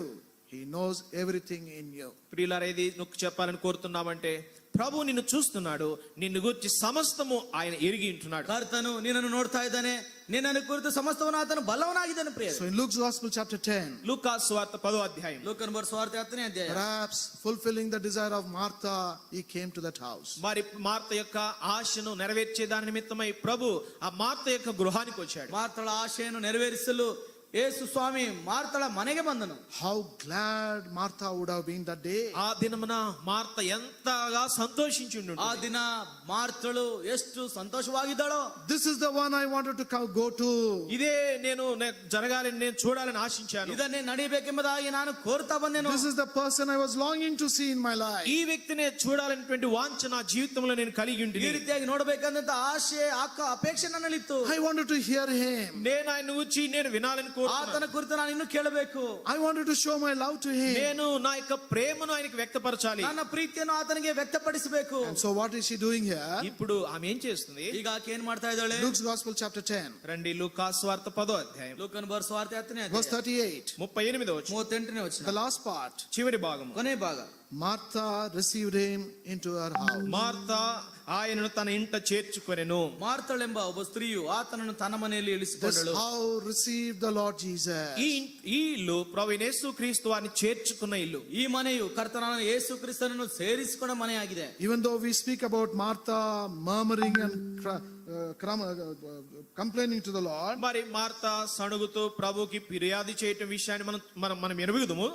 ನಾವು ಮಾರ್ತಳು ಕರ್ತನಿಗೆ ಫಿರ್ಯಾದಿ ಮಾಡಿ ಗಲಿಬಿಲಿ ಮಾಡಿಕೊಂಡ ವಿಷಯ ನಮಗೆ ಗೊತ್ತು. but she had a good attitude కానీ తను మంచి వైఖరి కలిగి ఉంది. ಆದ್ರೆ ತನ್ನಲ್ಲಿ ಒಳ್ಳೆ ನಡವಳಿಕೆ ನೋಡ್ತಾ ಇದ್ದೇವೆ. to serve the Lord, ప్రభుకి పరిచర్య చేయాలి, ಕರ್ತನಿಗೆ ಸೇವೆ ಮಾಡಬೇಕು. to entertain the Lord as a guest. మరి ప్రభుని ఒక అతిథిగా ప్రోత్సహించాలని. ಈ ರೀತಿ ಒಬ್ಬ ಅತಿಥಿಯಾಗಿ ಸತ್ಕಾರ ಮಾಡಬೇಕೆಂಬುದಾಗಿ. Now what did Mary do? అయితే మరి ఏం చేస్తుంది? ಆದ್ರೆ ಮರಿಯಳು ಏನ್ ಮಾಡ್ತಾ ಇದ್ದಾಳೆ? She thought, ఆమె అనుకుంది, ಆಕೆ ಅಂದುಕೊಂಡಳು, this is the only opportunity I got, the Lord coming into my house. ఇదే ఒక అవకాశం నాకు దొరికింది, ప్రభు నా ఇంటికి వచ్చాడు. ಈಗ ಒಂದೇ ಒಂದು ಅವಕಾಶ ನನಗೆ ಸಿಕ್ಕಿದೆ, ಕರ್ತನು ನನ್ನ ಮನೆಗೆ ನಮ್ಮ ಬಳಿಗೆ ಬಂದಿದ್ದಾನೆ. I did not invite him. నేను ఆయన్ని ఆహ్వానించలేదు, ಆತನನ್ನು ಆಹ್ವಾನಿಸಲಿಲ್ಲ. I've been longing to hear him, అయితే నేను ఆయన గురించి వినాలని ఆశ కలిగి ఉన్నాను. ಆತನ ಕುರಿತು ಕೇಳಬೇಕೆಂಬ ಆಸೆ ಇರಲಿಲ್ಲ. but I am a woman. అయితే నేను స్త్రీని కదా, ಆದ್ರೆ ನಾನು ಸ್ತ್ರೀ ಆಗಿರೋದ್ರಿಂದ How can I go? నేను ఎలాగ వెళతాను? ನಾನು ಯಾವ ರೀತಿಯಲ್ಲಿ ಹೋಗ್ತೇನೆ? How can I go wherever he is? మరి ఆయన ఎక్కడ ఉన్నాడు? దేవుని యొక్క వాక్యం వినాలనేటువంటి దీర్ఘ ಕರ್ತನಿಗೆ ಅತಿಥಿಯಾಗಿ The ಬಂದಿದ್ದಾನೆ. Lord comes during our times here. మరి మన సమయంలో ఒకవేళ ప్రభు ఇక్కడికి వస్తే ಅದಕ್ಕೆ ನಮ್ಮ ಬೇಕಾದಂತ ಪರಿಹಾರವನ್ನು ಕೊಡ್ತಾ ಇದ್ದಾನೆ. Shall we turn to 2 Kings and chapter 20 and read verse 7? రండి 2వ రాజులు 20వ అధ్యాయం 7వ వచనము. 2ನೇ ಅರಸುಗಳು 20ನೇ ಅಧ್ಯಾಯ 7ನೇ ವಚನ. All together speaks about the house of God. బేతనియ దేవుని యొక్క మందిరాన్ని గురించి ಈ మాట్లాడుతుంది. ಬೇತನಿಯ ದೇವರ ಮಂದಿರವನ್ನು ಇದು ಅನ್ವಯಿಸುವಂತದ್ದಾಗಿದೆ. House of figs speaks about the house of God. మరి ఈ యొక్క అంజూరపు గృహము దేవుని యొక్క మందిరాన్ని గురించి మాట్లాడుతుంది. ಅಂಜೂರದ ಮನೆ ದೇವರ ಮನೆಯನ್ನು ಕುರಿತು ಸಾದೃಶ್ಯವಾಗಿದೆ. You may think, మీరు అనుకుంటారు, ನೀವು ಅಂದುಕೊಳ್ಳಬಹುದು, oh, I am going to the house of God. నేను దేవుని మందిరానికి వెళుతున్నాను, ನಾನು ದೇವರ ಮಂದಿರಕ್ಕೆ ಹೋಗ್ತಾ ಇದ್ದೇನೆ, Everything will be all right. అంతా బాగా అయిపోతుంది, ಎಲ್ಲಾನು ಚೆನ್ನಾಗಿ ಹೋಗುತ್ತೆ, I must and should be there in heaven. నేను ఖచ్చితంగా మా పరలోకంలో ఉంటాను, ನಾನು ఉండాలి. ಖಚಿತವಾಗಿ ಪರಲೋಕದಲ್ಲಿ ಇರ್ತೇನೆ. No, that is not true. ప్రియులారా, అది సత్యం కాదు. ಪ್ರೇರೆ ಇದು ಸತ್ಯವಲ್ಲ. Maybe even as you are sitting here, బహుశా ఈ గడిలో కూడా నువ్వు ఇక్కడ కూర్చొని, ಬಹುಶಃ ನೀನು ಇಲ್ಲಿ ಕೂತಿರುವಾಗಲೂ in the Lord's presence here, ఇక్కడ దేవుని సన్నిధిలో కూర్చొని, ದೇವರ ಸನ್ನಿಧಾನದಲ್ಲಿ ಕೂತ್ಕೊಂಡು, even as you go to the house of God Sunday after Sunday, ప్రతి వారం వెంబడి వారము ప్రతి ఆదివారం దేవుని మందిరానికి వెళ్ళినప్పటికీ కూడా, ಪ್ರತಿ ಭಾನುವಾರದ ನಂತರ ಪ್ರತಿ ವಾರ ನೀನು ದೇವರ ಮಂದಿರಕ್ಕೆ ಹೋಗಿದಾಗಲೂ ಸಹ, you are also sick like Lazarus. నీవు కూడా లాజరు వలె రోగముతో ఉన్నావు. ನೀನು ಸಹ ಲಾಜರ್ನಾಗೆ ರೋಗಿಯಾಗಿದ್ದಿ. Incurable sickness it is. స్వస్థత లేనటువంటి, స్వస్థపరచలేనటువంటి రోగం అది. ಸ್ವಸ್ಥತೆ ಒಳಗಾಗದಂತ ರೋಗವದು. And what is that sickness? ఏంటి ఆ రోగము? ಆ ರೋಗವೇನು? There is nothing greater than the sickness of sin. పాపము కంటే మించిన రోగము మరి ఏదీ లేదు. ಪಾಪಕ್ಕಿಂತ ಮಿಗಿಲಾದಂತ ರೋಗ ಬೇರೆ ಯಾವುದೂ ಇಲ್ಲ. It is a ruining sickness. అనగా నాశనం చేసేటువంటి రోగం అది. ಅದನ್ನು ನಮ್ಮನ್ನು ನಾಶ ಮಾಡುವಂತ ರೋಗವದು. It is a destroying sickness. అది మనల్ని విచ్ఛిన్నం చేసేటువంటి రోగం అది. ಅದು ನಮ್ಮನ್ನು ಹಾಳು ಮಾಡುವಂತ ರೋಗವದು. It is a debilitating, weakening sickness. అది బలహీనపరిచేటువంటి, క్షీణింప చేసేటువంటి రోగం. ಅದು ನಮ್ಮನ್ನು ಬಲಹೀನಪಡಿಸುವಂತ ಕ್ಷೀಣಿಸುವಂತ ರೋಗವದು. Finally and ultimately it will lead you to death and death alone. చిట్టు చివరిగా అంతమున ఆ రోగము నిన్ను మరణానికి తీసుకెళ్తుంది. ಕಟ್ಟ ಕಡೆಯ ಬಲಿಯಾಗಿ ಅದು ನಿನ್ನನ್ನು ಮರಣಕ್ಕೆ ಒಯ್ಯುವಂತದಾಗಿದೆ. If your sins are not yet forgiven, నీ పాపములు ఇంకను క్షమించబడకుండా ఉంటే, ನಿನ್ನ ಪಾಪವು ಇನ್ನೂ ಕ್ಷಮಿಸಲ್ಪಡದೇ ಇರುವುದಾದ್ರೆ, if you do not have the assurance of salvation, ఇప్పటి వరకు ఇంకను పాపములు క్షమించబడిన నిశ్చయత నీకు లేకుండా ఉంటే, ಇನ್ನು ನಿನ್ನ ಪಾಪಗಳು ಕ್ಷಮಿಸಲ್ಪಟ್ಟಿವೆ ಅನ್ನುವಂತ ನಿಶ್ಚಯತೆ if you are not ಇಲ್ಲದೆ ಇರುವುದಾದ್ರೆ, if you are not yet washed by the blood of the Lord Jesus Christ, ప్రభువైన యేసుక్రీస్తు వారి యొక్క రక్తంతో నీవు కడగబడకుండా ఇప్పటి వరకు ఉంటే, ಕರ್ತನಾದ ಯೇಸು ಕ್ರಿಸ್ತನ ರಕ್ತದಿಂದ ನೀನು ತೊಳೆಯಲ್ಪಡದೆ ಇರುವುದಾದ್ರೆ, you are no different from Lazarus. లాజరుకి నీకు ఎటువంటి వ్యత్యాసం లేదు. ಲಾಜರನಿಗೂ ನಿನಗೂ ಇದು ಬೇರೆ ಯಾವ ವಿಧವಾದ ವ್ಯತ್ಯಾಸವಿಲ್ಲ.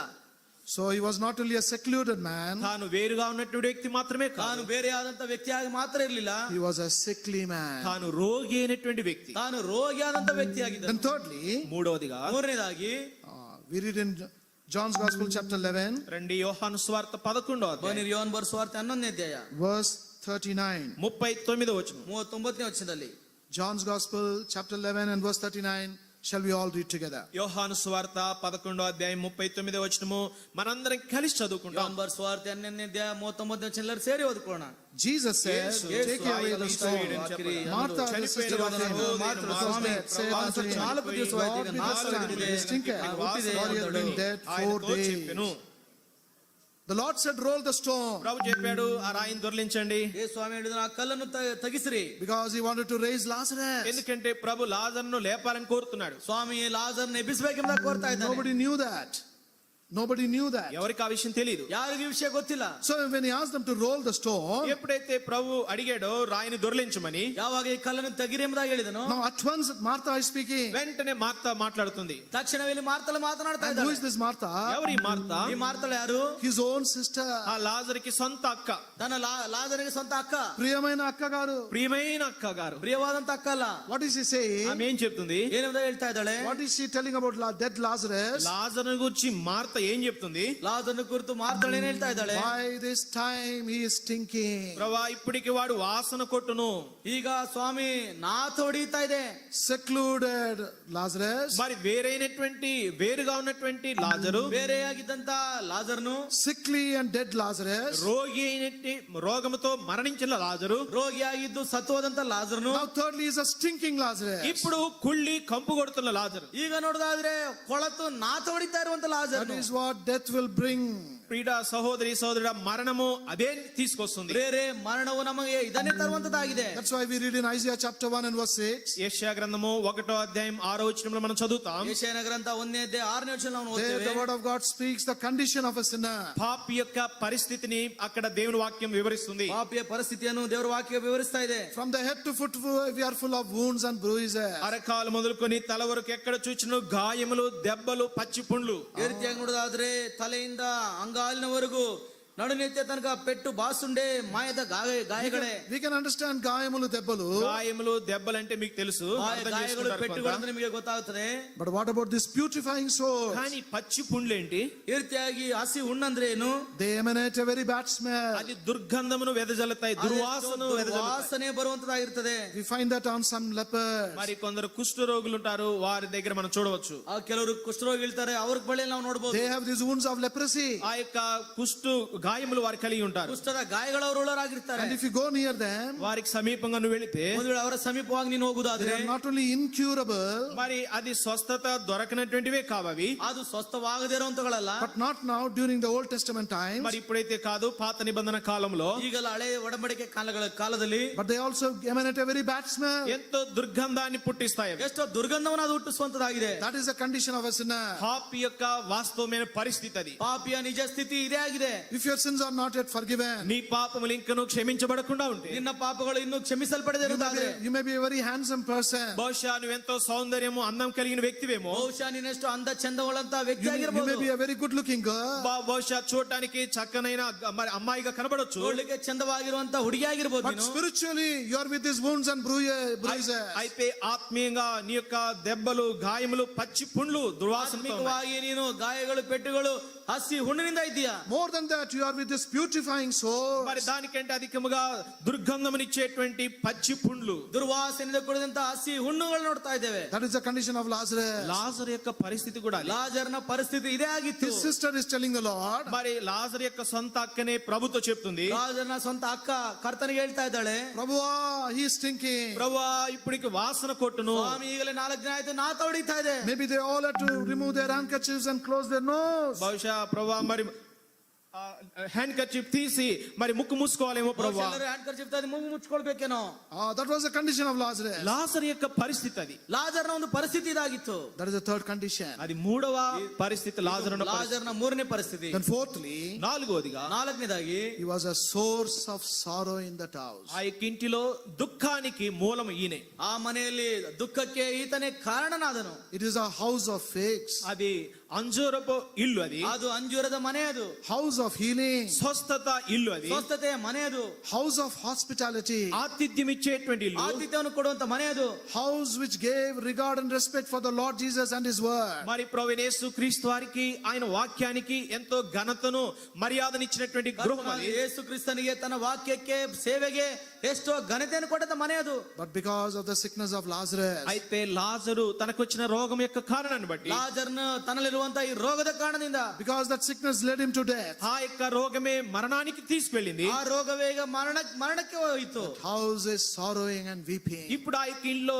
ఏడ్పు, దుఃఖము, విలాపం ఉంటుంది. ಈಗ ಅವರ ಮನೆಯಲ್ಲಿ ಕಣ್ಣೀರು, ನಿಟ್ಟುಸಿರು ನೋಡ್ತಾ ಇದ್ದೇವೆ. How many homes are weeping like that? ఎన్ని గృహాలు ఈనాడు అలాగే ఏడుస్తుంటున్నాయి. ಈ ದಿನಗಳಲ್ಲಿ ಎಷ್ಟು ಮನೆಗಳು ಆ ರೀತಿಯಾಗಿ ಅಳುತ್ತಾ ಇವೆ. Maybe because of you and your sinful condition, your home also is in tears today. బహుశా నిన్ను బట్టి, నీ పాపం యొక్క పరిస్థితిని బట్టి నీ ఇంటిలో దుఃఖము, ఏడుపు ఉందేమో. ಬಹುಶಃ ನಿನ್ನ ನಿಮಿತ್ತವಾಗಿ, ನೀನು ಮಾಡಿದಂತ ಕಾರ್ಯ ನಿಮಿತ್ತವಾಗಿ, ನಿನ್ನ ಸ್ಥಿತಿಯನ್ನು ಕುರಿತು ನಿನ್ನ ಮನೆಯಲ್ಲಿ ದುಃಖವು ನಿಟ್ಟುಸಿರಿದೇನೋ. You brought your beloved father, your mother will begat you to tears today. ఈ దినమున నీ ప్రియమైన తండ్రికి, నీ ప్రియమైనటువంటి తల్లికి కన్నీరే నువ్వు మిగిల్చావు.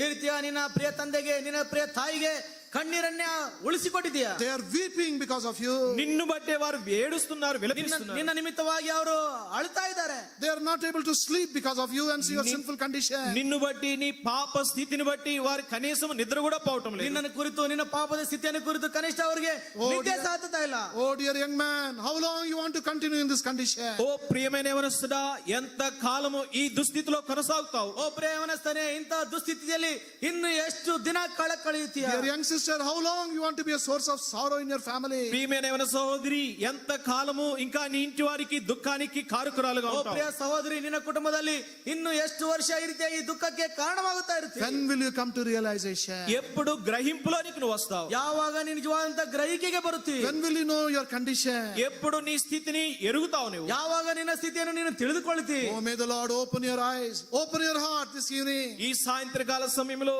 ప్రియ ప్రభు నీ కన్నులను, నీ హృదయమును తెరచును గాక. ಓ ಪ್ರಿಯ ಪ್ರಭು, ಈ ಸಾಯಂಕಾಲ ಸಮಯದಲ್ಲಿ ನಿನ್ನ ಕಣ್ಣನ್ನು, ನಿನ್ನ ಹೃದಯವನ್ನು ಆತನು ತೆರೆಯಲಿ. This is the fourfold condition of Lazarus. ఇది లాజరు ఉన్న 4 గంటల పరిస్థితి. ಇದು ಲಾಜರ್ನಲ್ಲಿದ್ದಂತ 4 ವಿಧವಾದಂತ ಪರಿಸ್ಥಿತಿ. But in spite of all this, ఇవన్నీ ఇలా ఉన్నప్పటికీ కూడా ಇವೆಲ್ಲವೂ ಸಹ ಒಂದು ಕಡೆ ಇದ್ದಾಗಲೂ what is the attitude of the Lord Jesus towards Lazarus? ప్రభు అయిన యేసు క్రీస్తు వారు లాజరు ఎడల, లాజరు పట్ల ఎటువంటి వైఖరి కలిగి ఉన్నాడు? ಕರ್ತನಾದ ಯೇಸು ಕ್ರಿಸ್ತನು ಲಾಜರ್ನ ವಿಷಯದಲ್ಲಿ ಎಂತ ವಿಧವಾದಂತ ನಡವಳಿಕೆಗಳನ್ನಾಗಿದ್ದನು. As we see in John's Gospel chapter 11, యోహాను సువార్త 11వ అధ్యాయంలో ಯೇಸು ಸ್ವಾಮಿ ಇದೇ ಯೋಹಾನ ಬರೆಸುವ 11ನೇ ಅಧ್ಯಾಯದಲ್ಲಿ and verse 3, 3వ వచనం, 3ನೇ ವಚನ, last portion, చివరి భాగము, ಕೊನೆ ಭಾಗದಲ್ಲಿ, he whom thou lovest is sick. నీవు ప్రేమించువాడు రోగి అయి ఉన్నాడు. ನೀನು ನಿನ್ನ ಪ್ರಿಯ ಮಿತ್ರನು ಅಸ್ವಸ್ಥನಾಗಿದ್ದಾನೆ. Actually, it should read like this. వాస్తవంగా ఇలా చదవాలి ఇది. ವಾಸ್ತವವಾಗಿ ಈ ರೀತಿಯಾಗಿರ್ಬೇಕು. నువ్వు ప్రేమించుచున్నవాడు is sick. నీవు ప్రేమించుచున్నవాడు రోగి. ನೀನು ಪ್ರೀತಿಸಿದ್ದಂತವನು ಈಗ ರೋಗಿ ಆಗಿದ್ದಾನೆ. That is how it is in English. English లో లాగుంటుంది. ಇಂಗ್ಲಿಷ್ ನಲ್ಲಿ ಈ ರೀತಿಯಾಗಿ ಬರೆಯಲ್ಪಟ್ಟಿದೆ. The one whom you are still loving is sick. నీవు ఇంకనూ ప్రేమించుచున్నవాడు రోగి అయినాడు. ನೀನು ಇನ್ನು ಪ್ರೀತಿಸುವ ಆತನು ಈಗ ರೋಗಿ ಆಗಿದ್ದಾನೆ. What a good news it is. ఎటువంటి మంచి వార్త ఇది. ಎಂತ ಒಳ್ಳೆ ವಾರ್ತೆ ಇದು. What a wonderful thing it is. ఎటువంటి అద్భుతమైన విషయం ఇది. ಎಷ್ಟು ಅದ್ಭುತವಾದ ವಿಷಯವಿದು. What a great love this is. ఇది ఎటువంటి గొప్ప ప్రేమ ఇది. ಎಂತ ಅದ್ಭುತವಾದಂತ ಪ್ರೀತಿ ಇದು. Lazarus did not know the Lord Jesus. మరి లాజరు ప్రభువైన యేసు క్రీస్తు క్రీస్తు వారు ఎవరు ఆయన ఎరుగుడు. ಯೇಸು ಸ್ವಾಮಿ ಯಾರೆಂಬುದಾಗಿ ಲಾಜರನ ಅರಿಯನು. He did not respect him. మరి ప్రభు అంటే లాజరుకి ఎటువంటి గౌరవం మర్యాద లేదు. ಕರ್ತನಿಗೆ ಲಾಜರನಿಗೆ ಕರ್ತನೆಂದ್ರೆ ಯಾವುದು ಅಂತ ಮರ್ಯಾದೆ ಗೌರವವಿಲ್ಲ. He did not come to the Lord Jesus. ప్రభు యేసు క్రీస్తు వారు వచ్చినప్పుడు ప్రభువును కలవడానికి లాజరు రాలేదు. ಯೇಸು ಸ್ವಾಮಿ ತನ್ನ ಮನೆಗೆ ಬಂದಾಗ ಆತನನ್ನು ಭೇಟಿ ಮಾಡಲು ತನ್ನ Maybe ಮನೆಗೆ he ಬರಲಿಲ್ಲ. was occupied with his friends and others. బహుశా స్నేహితుల చేత ఇతరమైన అనేకమైన వాటి చేత నిండి ఉన్నాడేమో. ಬಹುಶಃ ಅನೇಕ ಸ್ನೇಹಿತರಿಂದ ಅನೇಕ ತನ್ನ ವ್ಯವಹಾರಗಳಲ್ಲಿ ನಿಮಗ್ನನಾಗಿರ್ತಾವನು.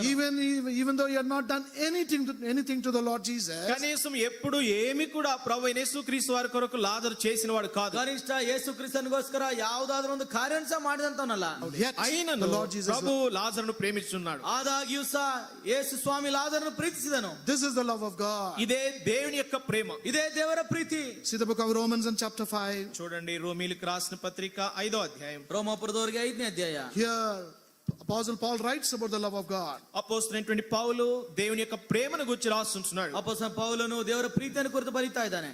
Shall we all read together verse 8? రండి రోమీయులకు రాసిన పత్రిక 5:8 వచనం అందరం కలిసి చదువుదాం. ರೋಮಾಪುರದವರಿಗೆ 5:8 ಎಲ್ಲರೂ ಸೇರಿ ಓದಿಕೊಳ್ಳೋಣ. Romans chapter 5 and verse 8. రోమ 5:8. ರೋಮ 5:8. But God అయితే commended his love toward us, that while we were yet sinners, Christ died for us. క్రీస్తు మన కొరకు చనిపోయెను. Notice that word, while we were yet sinners. మనం ఇంకను పాపులమై ఉండగానే, ನಾವಿನ್ನು ಪಾಪಿಗಳಾಗಿದ್ದಾಗಲೇ, While we are still a sinner even this evening. ఈ సాయంత్రకాల సమయంలో ఇంకను పాపిగా ఉన్నగానే, ಈ ಸಾಯಂಕಾಲ ಸಮಯದಲ್ಲಿ ನೀನು ಇನ್ನೂ ಪಾಪಿ ಆಗಿರುವಾಗಲೇ, Maybe nobody is loving you. ఎవరు కూడా నిన్ను ప్రేమించడం లేదు. ಒಂದು ವೇಳೆ ಯಾರು ನಿನ್ನನ್ನು ಪ್ರೀತಿಸ್ತಾ ಇರಬಹುದು. Everybody is despising you. అందరూ కూడా నిన్ను తృణీకరిస్తున్నారు. ಒಂದು ವೇಳೆ ಎಲ್ಲರೂ ಸಹ ನಿನ್ನ ನಿರಾಕರಿಸ್ತಾ ಇದ್ದಾರೇನೋ. You are a rejected young man, rejected young girl. నీవు నిరాకరించబడిన యవనస్తుడివి, నిరాకరించబడిన యవనస్తురాలివి. ನೀನು ನಿರಾಕರಿಸಲ್ಪಡಂತ ಯವನಸ್ಥನು, ನಿರಾಕರಿಸಲ್ಪಡಂತ ಯವನಸ್ಥಳು ನೀನಾಗಿದ್ದೆ. Maybe you are debating within yourself. బహుశా నీలో నీవే మాట్లాడుకుంటున్నావేమో. ಬಹುಶಃ ನಿನ್ನಲ್ಲಿ ನೀನೇ ಈ ರೀತಿ ಮಾತನಾಡಿಕೊಳ್ತಾ ಇದ್ದೇನೋ. Is there anybody to love me? ఎవరైనా ఉన్నారా నన్ను ప్రేమించేవారు? ನನ್ನನ್ನು ಪ್ರೀತಿಸೋರು ಯಾರಾದ್ರೂ ಇದ್ದಾರಾ? Will anybody love me? ఎవరైనా నన్ను ప్రేమిస్తారా? ಯಾರು నన్ను ప్రీతిస్తారా? Will anybody love a person like me? మరి నాలాంటి వ్యక్తిని ఎవరైనా ప్రేమ కనపరుస్తారా? ನನ್ನಂತ ವ್ಯಕ್ತಿಯನ್ನು ಯಾರಾದ್ರೂ ಪ್ರೀತಿ ತೋರಿಸ್ತಾರಾ? Will anybody show kindness and love to a sinner like me? ఎవరైనా పాపినైన నన్ను, నా పట్ల కనికరాన్ని, ప్రేమను వ్యక్తపరుస్తారా? ಇಂತ ಪಾಪಿಯಾದಂತ ನನ್ನ ಮೇಲೆ ಪ್ರೀತಿಸಿ ಕರುಣೆ ತೋರಿಸ್ತಾರಾ? Take courage, there is an answer for you. ధైర్యం తెచ్చుకో, ఆ విషయమై నీకు ఒక జవాబు ఉన్నది. ఇప్పుడు ಇಗೋ ಧೈರ್ಯ ತೆಗೆದುಕೋ, ಈ ದಿನ ನಿನಗೆ ಉತ್ತರವಿದೆ. In your loneliness there is one to love you. నీ ఒంటరితనంలో నిన్ను ప్రేమించేవాడు ఒకడున్నాడు. ನಿನ್ನ ಒಬ್ಬ ಒಂಟಿಗತನದಲ್ಲಿ ನಿನ್ನನ್ನು ಪ್ರೀತಿಸುವಂತವನು ಒಬ್ಬನಿದ್ದಾನೆ. In your sinful condition there is one to love you.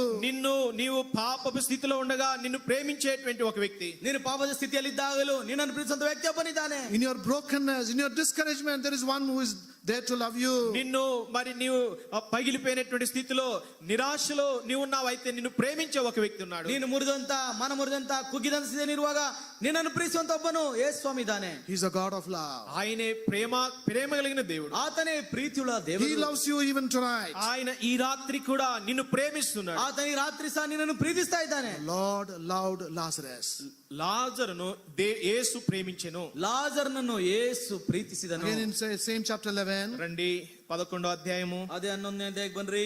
John chapter 11. యోహాను సువార్త 11వ అధ్యాయం. ಸ್ವಾರ್ಥ 11ನೇ We ಅಧ್ಯಾಯ. have the shortest verse in this chapter. ఈ యొక్క అధ్యాయంలో అతి చిన్న వచనం ఉంది. ಈ ಒಂದು ಅಧ್ಯಾಯದಲ್ಲಿ ಒಂದು ಚಿಕ್ಕ ವಚನವಿದೆ. Jesus wept. యేసు కన్నీళ్లు విడిచెను. ಯೇಸು ಕಣ್ಣೀರು ಬಿಟ್ಟನು. And when the Lord cried, when the Lord wept, ప్రభు ఎప్పుడైతే కన్నీరు కార్చాడో, ಯಾವಾಗ ಸ್ವಾಮಿ ಕಣ್ಣೀರು ಸುರಿಸಿದನು. see the remark there. అక్కడ బాగా గుర్తించండి. అక్కడ ಅಲ್ಲಿ ಗುರುತಿಸ್ರಿ. Verse 36. 36వ వచనం. 36ನೇ ವಚನ. Then said the Jews, behold, how he loved him. కాబట్టి యూదులు అతనిని ఎలాగూ ప్రేమించనో చూడుడని చెప్పుకొనిరి. ಯಹೂದ್ಯರು ನೋಡಿ, ಆಹಾ ಈತನು ಅವನ ಮೇಲೆ ಎಷ್ಟು ಮಮತೆ ಇಟ್ಟಿದನೋ ಅಂದುಕೊಂಡರು. This is the love of God. ఇదే దేవుని యొక్క ప్రేమ. ಇದೇ ದೇವರ ಪ್ರೀತಿ. He wants to love you. ఆయన నిన్ను కూడా ప్రేమించాలని కోరుతున్నాడు. ಆತ ನಿನ್ನನ್ನು ಪ್ರೀತಿಸಬೇಕೆಂಬುದಾಗಿ ಕೋರ್ತಾ In ಇದ್ದಾನೆ. fact, he is loving you tonight. మరి నిజమే, ఆయన ఈ రాత్రి కూడా నిన్ను ప్రేమిస్తున్నాడు. ನಿಜವಾಗ್ಲೂ ಈ ರಾತ್ರಿ ಸಹ ಆತ ನಿನ್ನನ್ನು ಪ್ರೀತಿಸ್ತಾ ಇದ್ದಾನೆ. And in his love, ఆయన యొక్క ప్రేమ. ಆತನ ಪ್ರೀತಿಯಲ್ಲಿ secondly, what we read is, రెండవదిగా మనం ఏం చదువుతామంటే, ಎರಡನೇದಾಗಿ ನಾವು ನೋಡುವುದೇನೆಂದ್ರೆ, he treated him as his friend.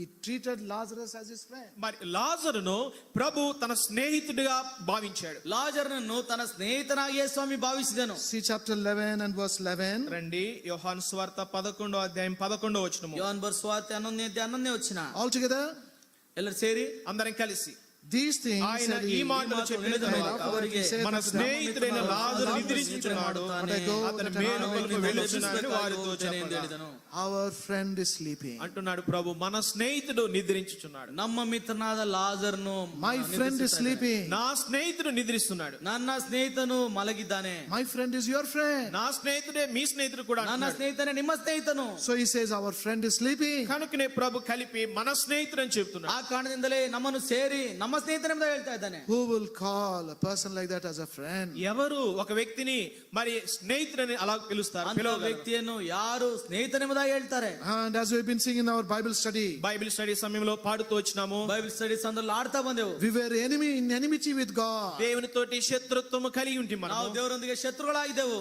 But what does the word of God say? కానీ దేవుని వాక్యం ఏం చెప్తుంది? ದೇವರ ವಾಕ್ಯ ಏನ್ ಹೇಳ್ತದೆ? By slaying the enmity, he has brought in fellowship, friendship between us. ఆ యొక్క శత్రుత్వమును, ఆ విరోధ భావమును సంహరించి ప్రభు మనను స్నేహితులుగా చేసినాడు. ಆ ವಿರೋಧ ಭಾವದಿಂದ ಶತ್ರುತ್ವವನ್ನು ಆತನ ಶಿಲುಬೆ ಮೇಲೆ ಆತನ ಜಡಿದು ಹಾಕಿ ನಮ್ಮನ್ನು ಸ್ನೇಹಿತರನ್ನಾಗಿ ಮಾಡಿದನು. On the one side, because of our sins and iniquities, we are enemies to God. ఒక పక్క మన పాపములు దోషములను బట్టి దేవునికి మనం శత్రువులుగా ఉన్నాము. ಒಂದು ಕಡೆ ನಮ್ಮ ಪಾಪ ನಿಮಿತ್ತವಾಗಿ ನಮ್ಮ ದೋಷಗಳ ನಿಮಿತ್ತವಾಗಿ ದೇವರಿಗೆ ನಾವು ಶತ್ರುಗಳಾಗಿದ್ದೆವು. But when the Lord looks at us, అయితే ప్రభు మనల్ని చూచినప్పుడు ಆದ್ರೆ ಕರ್ತ ನಮ್ಮನ್ನು ನೋಡುವಾಗ he looks at you and I as a friend. ఆయన నిన్ను నన్ను ఒక స్నేహితుడిగా చూస్తున్నాడు. ನಿನ್ನನ್ನು ನನ್ನನ್ನು ಒಬ್ಬ ಸ್ನೇಹಿತನಾಗಿ ಆತ ನೋಡ್ತಾ ಇದ್ದಾನೆ. Who can do this? ఎవరు ఇలా చేయగలరు? ಯಾರು ಇದನ್ನು ಮಾಡಬಲ್ಲರು? This is the second attitude of the Lord Jesus towards Lazarus. లాజరు ఎడల లాజరు పట్ల ప్రభు కలిగి ఉన్నటువంటి రెండవ వైఖరి ఇది. ಈ ರೀತಿಯಾಗಿ ಲಾಜರನ ಪಕ್ಷದಲ್ಲಿ ದೇವರಿಗೆ ಇದ್ದಂತ ಎರಡನೇ ವೈಖರಿ ಇದಾಗಿತ್ತು. And thirdly, ಮೂರನೇದಾಗಿ he loved him so much that he wept for him. ప్రభు ఎంతగా ప్రేమించాడంటే లాజరు విషయమై ప్రభు కన్నీరు కార్చాడు. ಲಾಜರನನ್ನು ದೇವರು ಎಷ್ಟು ಮಟ್ಟಿಗೆ ಪ್ರೀತಿಸಿದನೆಂದ್ರೆ ಆತನ ನಿಮಿತ್ತವಾಗಿ ಕಣ್ಣೀರು ಬಿಟ್ಟನು. This is the attitude of the Lord Jesus. ప్రభు యేసు క్రీస్తు వారి యొక్క వైఖరి ఇది. ಕರ್ತನಾದ ಯೇಸು ಕ್ರಿಸ್ತನ ವೈಖರಿ ಇದಾಗಿದೆ. He loved him. ఆయన ప్రేమించాడు, ಆತನನ್ನು ಪ್ರೀತಿಸಿದನು, He treated him as his friend. ఆయన స్నేహితుడిగా భావించాడు, ತನ್ನ ಸ್ನೇಹಿತನೆಂಬುದಾಗಿ ಭಾವಿಸಿದನು. He wept for him. ఆయన నిమిత్తమై లాజరు కొరకే ప్రభు కన్నీరు కార్చాడు. ಆತನ ನಿಮಿತ್ತವಾಗಿ ಲಾಜರ್ನಿಗೋಸ್ಕರ ಕಣ್ಣೀರು ಸುರಿಸಿದನು. Not only Lazarus, మరి లాజరు కొరకు మాత్రమే కాదు, ಲಾಜರ್ನಿಗೋಸ್ಕರ ಮಾತ್ರವಲ್ಲ, the Lord is loving you tonight. ఆయన ఈ రాత్రి నిన్ను కూడా మరి నీ కొరకు కూడా కన్నీరు ಈ కారుస్తున్నాడు. ರಾತ್ರಿ ಸ್ವಾಮಿ ನಿನಗೋಸ್ಕರ ಸಹ ಕಣ್ಣೀರು ಸುರಿಸ್ತಾ ಇದ್ದಾನೆ. క్షమించండి, ఈ రాత్రి నిన్ను కూడా ప్రేమిస్తుంటున్నాడు. ಪ್ರೇರೆ ಈ ರಾತ್ರಿ ಸ್ವಾಮಿ ನಿನ್ನನ್ನು ಸಹ ಪ್ರೀತಿಸ್ತಾ ಇದ್ದಾನೆ. You are not his enemy. He is not viewing you as his enemy, but as a friend. అయితే నిన్ను శత్రువుగా చూడలేదు, కానీ నిన్ను స్నేహితుడిగా ఆయన చూస్తుంటున్నాడు. ಆತ ನಿನ್ನನ್ನು ವೈರಿಯಾಗಿ ನೋಡ್ತಾ ಇಲ್ಲ, ನಿನ್ನ ಸ್ನೇಹಿತನಾಗಿ ನೋಡ್ತಾ ಇದ್ದಾನೆ. And he is weeping for you. ఆయన నీ కొరకై కన్నీరు ಆತ కారుస్తున్నాడు. ನಿನಗೋಸ್ಕರ ಕಣ್ಣೀರು This ಸುರಿಸುತ್ತಾ is the burden and concern the Lord has for you. ప్రభు నీ కొరకై నీ విషయమై కలిగి ఉన్నటువంటి భారము పట్టింపు ఇది. ಕರ್ತನು ನಿನ್ನಗೋಸ್ಕರ ನಿನ್ನ ವಿಷಯದಲ್ಲಿ ಇಂಥ ವಿಧವಾದಂತ ಚಿಂತೆ ಕಾಳಜಿಯುಳ್ಳವನಾಗಿದ್ದಾನೆ. Now what is this love doing? ఈ ప్రేమ ఏం చేస్తుంది? ಈ ಪ್ರೀತಿ ಏನ್ ಮಾಡ್ತದೆ? What is this friendship doing? ఈ స్నేహం ఏం చేస్తుంది? ಈ ಸ್ನೇಹವು ನಮ್ಮನ್ನು ಏನ್ ಮಾಡ್ತದೆ? We see in the same chapter 11. అదే అధ్యాయము 11వ అధ్యాయంలో చూస్తాం. ಅದೇ 11ನೇದಲ್ಲಿ ನೋಡೋದಾದ್ರೆ, We don't have time to read all those verses. అన్ని వచనాలు చదవడానికి మనకు సమయం లేదు. ಎಲ್ಲ ವಚನ ಓದಲಿಕ್ಕೆ ನಮ್ಗೆ ಸಮಯವಿಲ್ಲ. We read in verses 42 and 43. 42, 43 వచనములు చదువుతాం. 42, 43ನೇ ವಚನ ನೋಡೋದಾದ್ರೆ, Verse 43, 43 వచనము 43ನೇ ವಚನ last portion. చివరి భాగము. ಕೊನೆಯ ಮಾತು. He said, Lazarus, come forth. లాజరు బయటికి రమ్ము. ಲಾಜರನೇ ಹೊರಗೆ ಬಾ. He's a dead Lazarus. ఆయన మృతుడైన లాజరు, ಈಗ ಸತ್ತಂತ ಲಾಜರ್ನು, He's a stinking Lazarus. మరి దుర్గంధము కొడుతున్న లాజరు. ನಾತ ಹೊಡೆಯುವಂತ ಲಾಜರ್ನು. What is the Lord doing? ఇప్పుడు ప్రభు ఏం ಈಗ చేస్తున్నాడు? ಕರ್ತನ ಏನ್ ಮಾಡ್ತಾ ಇದ್ದಾನೆ? Everybody is observing. అందరూ గమనిస్తున్నారు. ಎಲ್ಲರೂ ಗಮನಿಸ್ತಾ ಇದ್ದಾರೆ. What is he going to do? ప్రభు ఇప్పుడు ఏం చేస్తాడు? ಕರ್ತನಿಗೆ ಏನ್ He ಮಾಡ್ಲಿಕ್ಕಿದ್ದಾನೆ? should have come earlier. నువ్వు అయ్యా ముందే రావాల్సింది అసలుకి. ಅಯ್ಯ, ನೀನ್ ಸ್ವಲ್ಪ ಮುಂಚೆ ಬರ್ಬೇಕಾಗಿತ್ತು. He has come so late. ఇప్పుడు ఎంత ఆలస్యంగా వచ్చావు? ಆತನೆಷ್ಟೋ ತಡವಾಗಿ ಬಂದನು. And suddenly, అకస్మాత్తుగా ಅಕಸ್ಮಾತ್ ಆಗಿ they are hearing this voice. ఒక స్వరాంతి శబ్దం వింటున్నారు. ಒಂದು ಶಬ್ದವನ್ನು ಕೇಳಿದರು, Lazarus, come forth. లాజరు బయటికి రా. ಲಾಜರ್ನೇ ಎದ್ದು ಬಾ. What is the meaning of that? దాని అర్థం ఏమిటి? ಇದರ ಅರ್ಥವೇನು? The quickening power and the life of the Lord Jesus Christ. మరి ఉజ్జీవింప చేసేటువంటి ప్రభువైన యేసు క్రీస్తు వారి యొక్క శక్తి. ಜೀವನ ಕೊಡುವಂತ, ಉಜ್ಜೀವನ ಮಾಡುವಂತ ಯೇಸು ಕ್ರಿಸ್ತನಲ್ಲಿರುವಂತ ಶಕ್ತಿಯನ್ನು ನೋಡ್ತಾ ಇದ್ದೇವೆ. This is the life and power in the Lord Jesus Christ. ప్రభువైన యేసు క్రీస్తు వారిలో ఉన్నటువంటి జీవము శక్తి ఇది. ಕರ್ತನಾದ ಯೇಸು ಕ್ರಿಸ್ತನಲ್ಲಿರುವಂತ ಜೀವ ಶಕ್ತಿ ಇದೇ ಆಗಿದೆ. Today, even as you are dead in your sins and trespasses, నీవు ఈ దినమున నీ పాపములు అపరాధములు నీవు కూడా చచ్చిన వాడుగా చచ్చిన దానుగా ఉంటే ಈ ದಿನದಲ್ಲಿ ನಿನ್ನ ಪಾಪದ ನಿಮಿತ್ತವಾಗಿ ಅಪರಾಧ ನಿಮಿತ್ತವಾಗಿ ನೀನು ಸತ್ತ ಸ್ಥಿತಿಯಲ್ಲಿರುವಾಗಲೂ he is willing and able to raise you from your dead condition. నీ యొక్క మృతమైన స్థితి నుండి నిన్ను లేపడానికి ప్రభు సంసిద్ధంగా ఉన్నాడు, సామర్థ్యం కలిగిన వాడిగా ఉన్నాడు. ನಿನ್ನ ಸತ್ತಂತ ಸ್ಥಿತಿಯಿಂದ ಆತನು ಎಬ್ಬಿಸಲು ಸಾಮರ್ಥ್ಯವುಳ್ಳವನಾಗಿದ್ದಾನೆ, ಆತನು ಸಿದ್ಧನಾಗಿದ್ದಾನೆ. So Lazarus is coming into a new experience. ఇప్పుడు లాజరు క్రొత్త అనుభవంలోనికి వస్తున్నాడు. ಈಗ ಲಾಜರನು ಒಂದು ಹೊಸ ಅನುಭವಕ್ಕೆ ಬರ್ತಾ ಇದ್ದಾನೆ. The resurrected life of the Lord is coming into him. మరి పునరుద్ధానుడైనటువంటి ప్రభు యొక్క శక్తి ఆయనలోనికి వస్తుంది. ಪುನರುತ್ಥಾನವಾದಂತ ಯೇಸು ಕ್ರಿಸ್ತನ ಜೀವ ಶಕ್ತಿ ಆತನಲ್ಲಿ ಕಂಡು ಬರ್ತಾ Because the ಇದೆ. Lord had already told Martha, మరి అప్పటికే ప్రభు మార్తతోటి ప్రభు చెప్పాడు, ಆಗಲೇ ಸ್ವಾಮಿಗೆ ಮಾರ್ತನೆ ಹೇಳ್ತಾ ಬಂದನು, Martha, I am the resurrection and life. Martha పునరుద్ధానమును జీవమును నేనే. ವಾರ್ತೆ ಹೇಳ್ತಾ ಇದ್ದಾನೆ, ನಾನೇ ಪುನರುತ್ಥಾನವು ಜೀವವಾಗಿದ್ದೇನೆ. I can bring life into this dead Lazarus. మృతుడైనటువంటి చనిపోయిన ఈ లాజరుకి నేను జీవాన్ని ఇవ్వగలను. ಈ ಸತ್ತೋದಂತ ಲಾಜರ್ನಿಗೆ ನಾನು ಜೀವ ಕೊಡಬಲ್ಲೆನು. Similarly, he can bring that life into you even tonight. అదే రీతిగా ప్రభు ఈ రాత్రి నీలో కూడా ఆయన జీవమును ఇవ్వగలడు. ಅದೇ ವಿಧವಾಗಿ ರಾತ್ರಿ ನಿನ್ನ ಜೀವಿತದಲ್ಲಿ ಸಹ ಆ ಜೀವವನ್ನು ಆತನು ಕೊಡಬಲ್ಲನು. Now when the Lord shouted, come out Lazarus, మరి ప్రభు లాజరు బయటికి రమ్మని కేక వేయగానే, ಯಾವಾಗ ಲಾಜರ್ನೇ ಎದ್ದು ಬಾ ಎಂಬುದಾಗಿ ಯೇಸು ಸ್ವಾಮಿ ಕೂಗುವಾಗ, oh, this voice went with great power into the body of Lazarus. ఈ యొక్క స్వరము ప్రభు వేసినటువంటి కేక ఎంతో శక్తితో ప్రభావంతో లాజరు యొక్క దేహంలోనికి చొచ్చుకొని పోయింది. ಯೇಸು ಸ್ವಾಮಿ ಹೇಳಿದಂತ ಈ ಮಾತು ಎಷ್ಟೋ ವೇಗವಾಗಿ, ಎಷ್ಟೋ ಶಕ್ತಿಯಿಂದ, ಪ್ರಭಾವದಿಂದ ಲಾಜರನ ದೇಹದಲ್ಲಿ ಹೋಯಿತು. He came out alive. మరి సజీవుడిగా బయటకు వచ్చాడు. ಈಗ ಸಜೀವನಾಗಿ ಎದ್ದು ಬಂದಿದ್ದಾನೆ. All were astonished. అందరూ కూడా ఆశ్చర్యచకితులై, ಎಲ್ಲರೂ ಆಶ್ಚರ್ಯಗೊಳ್ತಾ ಇದ್ದಾರೆ. What is this? ఏమిటిది? ಓ, ಇದೇನಿದು? Who can do this? ఎవరు ఇలా చేయగలరు? ಯಾರು ಇದನ್ನು ಮಾಡಬಲ್ಲರು? Lazarus has come back. లాజరు బయటకు వచ్చాడు. ಲಾಜರ್ ತಿರುಗಿ ಬಂದಿದ್ದಾನೆ. Lazarus has got life again. లాజరుకి తిరిగి మరల ప్రాణం వచ్చింది. ಲಾಜರ್ನಿಗೆ ತಿರುಗಿ ಜೀವ ಬಂತು. But what is that life? అయితే ఆ జీవం ఎటువంటిది? ಈ ಜೀವ ಎಂತ ಜೀವ? Not with the sickness with which he died. ఏ రోగంతో అయితే చనిపోయాడో అది కాదు. ಯಾವ ರೋಗದಿಂದ ಸತ್ತೋದನೋ ಆ ಜೀವದಿಂದ ಬರಲಿಲ್ಲ. That sickness is gone. ఆ రోగము వెళ్ళిపోయింది. ಆ ರೋಗ ಹೊರಟೋಯ್ತು. That sickness has been conquered. మరి ఆ యొక్క రోగము జయించబడింది. ಈಗ ಆ ರೋಗವು ಜಯಿಸಲ್ಪಡಿತು. Maybe you are not able to conquer your sinful life. బహుశా నీవు నీ పాప జీవితంపై జయమును పొందలేకపోతున్నావు. ಬಹುಶಃ ನಿನ್ನ ಪಾಪ ಜೀವಿತದಿಂದ ನೀನು ಜಯವನ್ನು ಹೊಂದಲಾರದೆ ಹೋಗ್ತಾ The ಇದ್ದೀಯ. Lord will enable you to conquer your sinful life. నీ పాప జీవితాన్ని జయించేదానికి ప్రభు నీకు సామర్థ్యం ఇస్తాడు. ನಿನ್ನ ಪಾಪ ಜೀವಿತದಿಂದ ನೀನು ಜಯಿಸಲು ಬೆದರು ಬರಲು ಆತನಿಗೆ ಸಹಾಯ ಮಾಡ್ತಾನೆ. But now when Lazarus came out, ఇప్పుడు లాజరు బయటికి రాగానే, ಈಗ ಲಾಜರ್ನ ಎದ್ದು ಬಂದ ಮೇಲೆ he's still not able to move freely. తాను స్వతంత్రంగా తాను నడవలేకపోతున్నాడు, ಸ್ವಾತಂತ್ರ್ಯವಾಗಿ ಆತನು ಚಲಿಸಲಿಕ್ಕೆ ಆಗ್ತಾ ಇಲ್ಲ. His body is moving. మరి దేహం ఏమో కదులుతుంది. ದೇಹ ನೋಡುದಾದ್ರೆ ಆ ರೀತಿಯಾಗಿ ಅಲ್ಲಾಡ್ತಾ ಇದೆ. Maybe he was talking. బహుశా మాట్లాడుతున్నాడు. ఎక్కడున్నాను ఇంతసేపు? ఎక్కడున్నాను ఇంతసేపు? ಓ, ಇಲ್ಲಿವರೆಗೂ ನಾನು ಎಲ್ಲಿದ್ದೆ? ఎందుకు ఇలాగున్నాను? ఎందుకు ఇలాగున్నాను? ಯಾಕೆ ನಾನು ಈ ರೀತಿಯಾಗಿದ್ದೇನೆ? Why? ఎందుకు? ಯಾಕೆ ಇದು? What of God says? దేవుని వాక్యం చెప్తుంది. ದೇವರ ವಾಕ್ಯ ಹೇಳ್ತದೆ, He was in his grave clothes. మరి ఆ యొక్క వస్త్రములతో ఆయన చుట్టారు, మృతమైన వస్త్రములు. ಆತನು ಸಮಾಧಿಯ ಬಟ್ಟೆಗಳಿಂದ ಸುತ್ತಲ್ಪಟ್ಟಿದ್ದನು. That is why the Lord is giving a command there. కనుకనే ప్రభు ఒక ఆజ్ఞ ఇస్తున్నాడు. ಆದ್ರಿಂದ ಈ ಸ್ವಾಮಿಯಲ್ಲಿ ಒಂದು ಆಜ್ಞೆ ಕೊಡ್ತಾ ಇದ್ದಾನೆ. Loose him and let him go. అతని కట్లు విప్పి పోనీయుడి. ಅವನನ್ನು ಬಿಚ್ಚಿರಿ ಹೋಗಲಿ ಎಂಬುದಾಗಿ ಹೇಳ್ತಾ ಇದ್ದಾನೆ. Because even though he was brought alive, తాను సజీవంగా బయటికి తీసుకురాబడినప్పుడు ಆತನು ಸಜೀವನಾಗಿ ಹೊರಗೆ ತಂದಾಗಲೂ there is no liberty. తనకి స్వేచ్ఛ స్వతంత్రం లేదు. ತನಗೆ ಯಾವ ವಿಧವಾದಂತ ಸ್ವಾತಂತ್ರ್ಯ ಇರಲಿಲ್ಲ. There is no freedom. తనకి స్వాతంత్రం లేదు. ತನಗೆ ಯಾವ ವಿಧವಾದಂತ ಸ್ವಾತಂತ್ರ್ಯ ಇರಲಿಲ್ಲ. And that is why the Lord had to tell the people, అక్కడ ఉన్నటువంటి వారితో ప్రభు చెప్పాడు, ಆ ಕಾರಣದಿಂದಲೇ ಅಲ್ಲಿದ್ದಂತವರಿಗೆ ಕರ್ತನ ಹೇಳಿದನು, loose him and let him go. మరి ఆయన కట్లు విప్పి అతనిని పోనీయుడి. ಆತನನ್ನು ಬಿಚ್ಚಿರಿ ಹೊರಟೋಗಲಿ.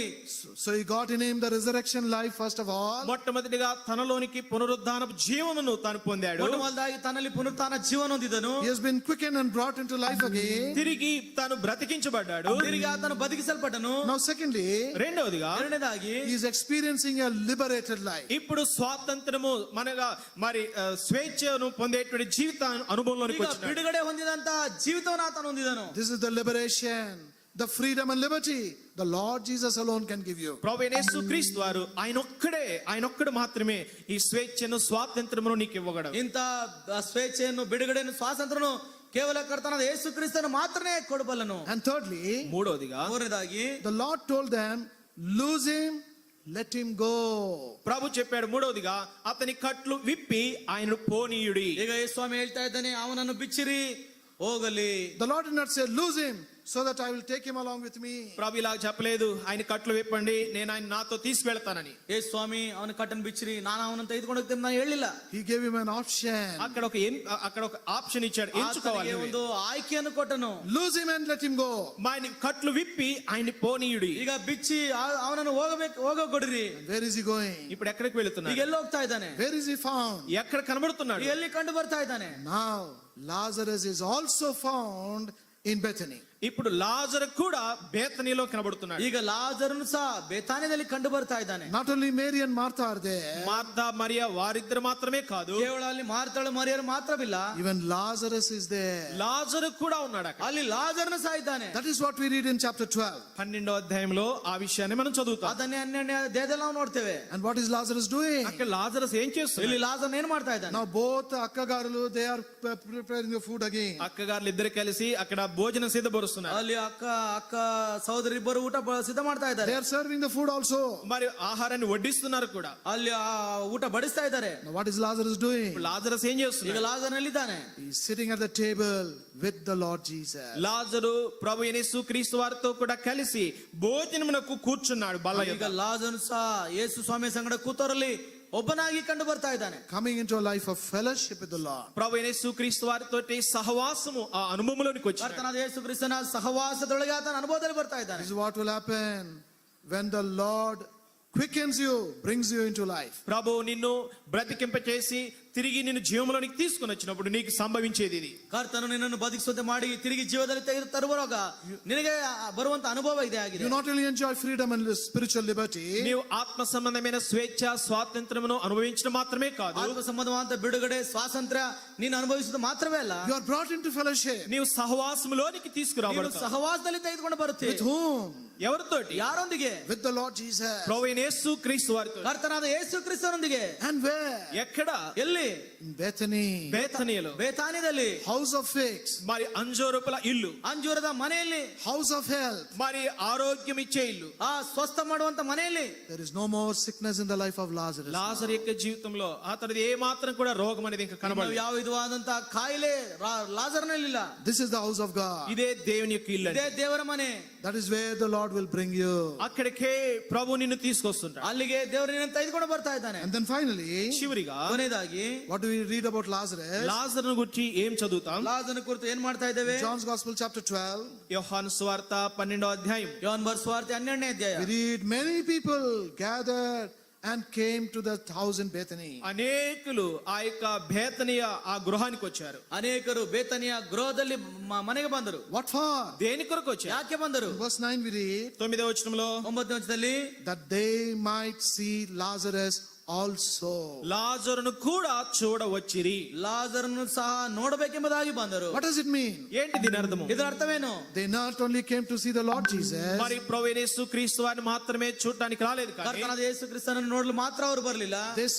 they came there to see Lazarus also. లాజరును కూడా చూడవచ్చిరి. ಲಾಜರನ್ನು ಸಹ ನೋಡಲಿಕ್ಕೆ ಬಂದರು. Both are in Bethany now. ఇరువురు కూడా బేతనీలో ఉన్నారు. ఇప్పుడు ಈಗ ಇವರಿಬ್ಬರು ಸಹ ಬೇತನಿಯಲ್ಲಿದ್ದಾರೆ. Both are in the house of figs now. ఇరువురు కూడా అంజూరపుల ఇల్లు అక్కడున్నారు. ಈಗ ಇಬ್ಬರು ಸಹ ಅಂಜೂರದ ಮರದ ಆ ಮನೆಯಲ್ಲಿದ್ದಾರೆ.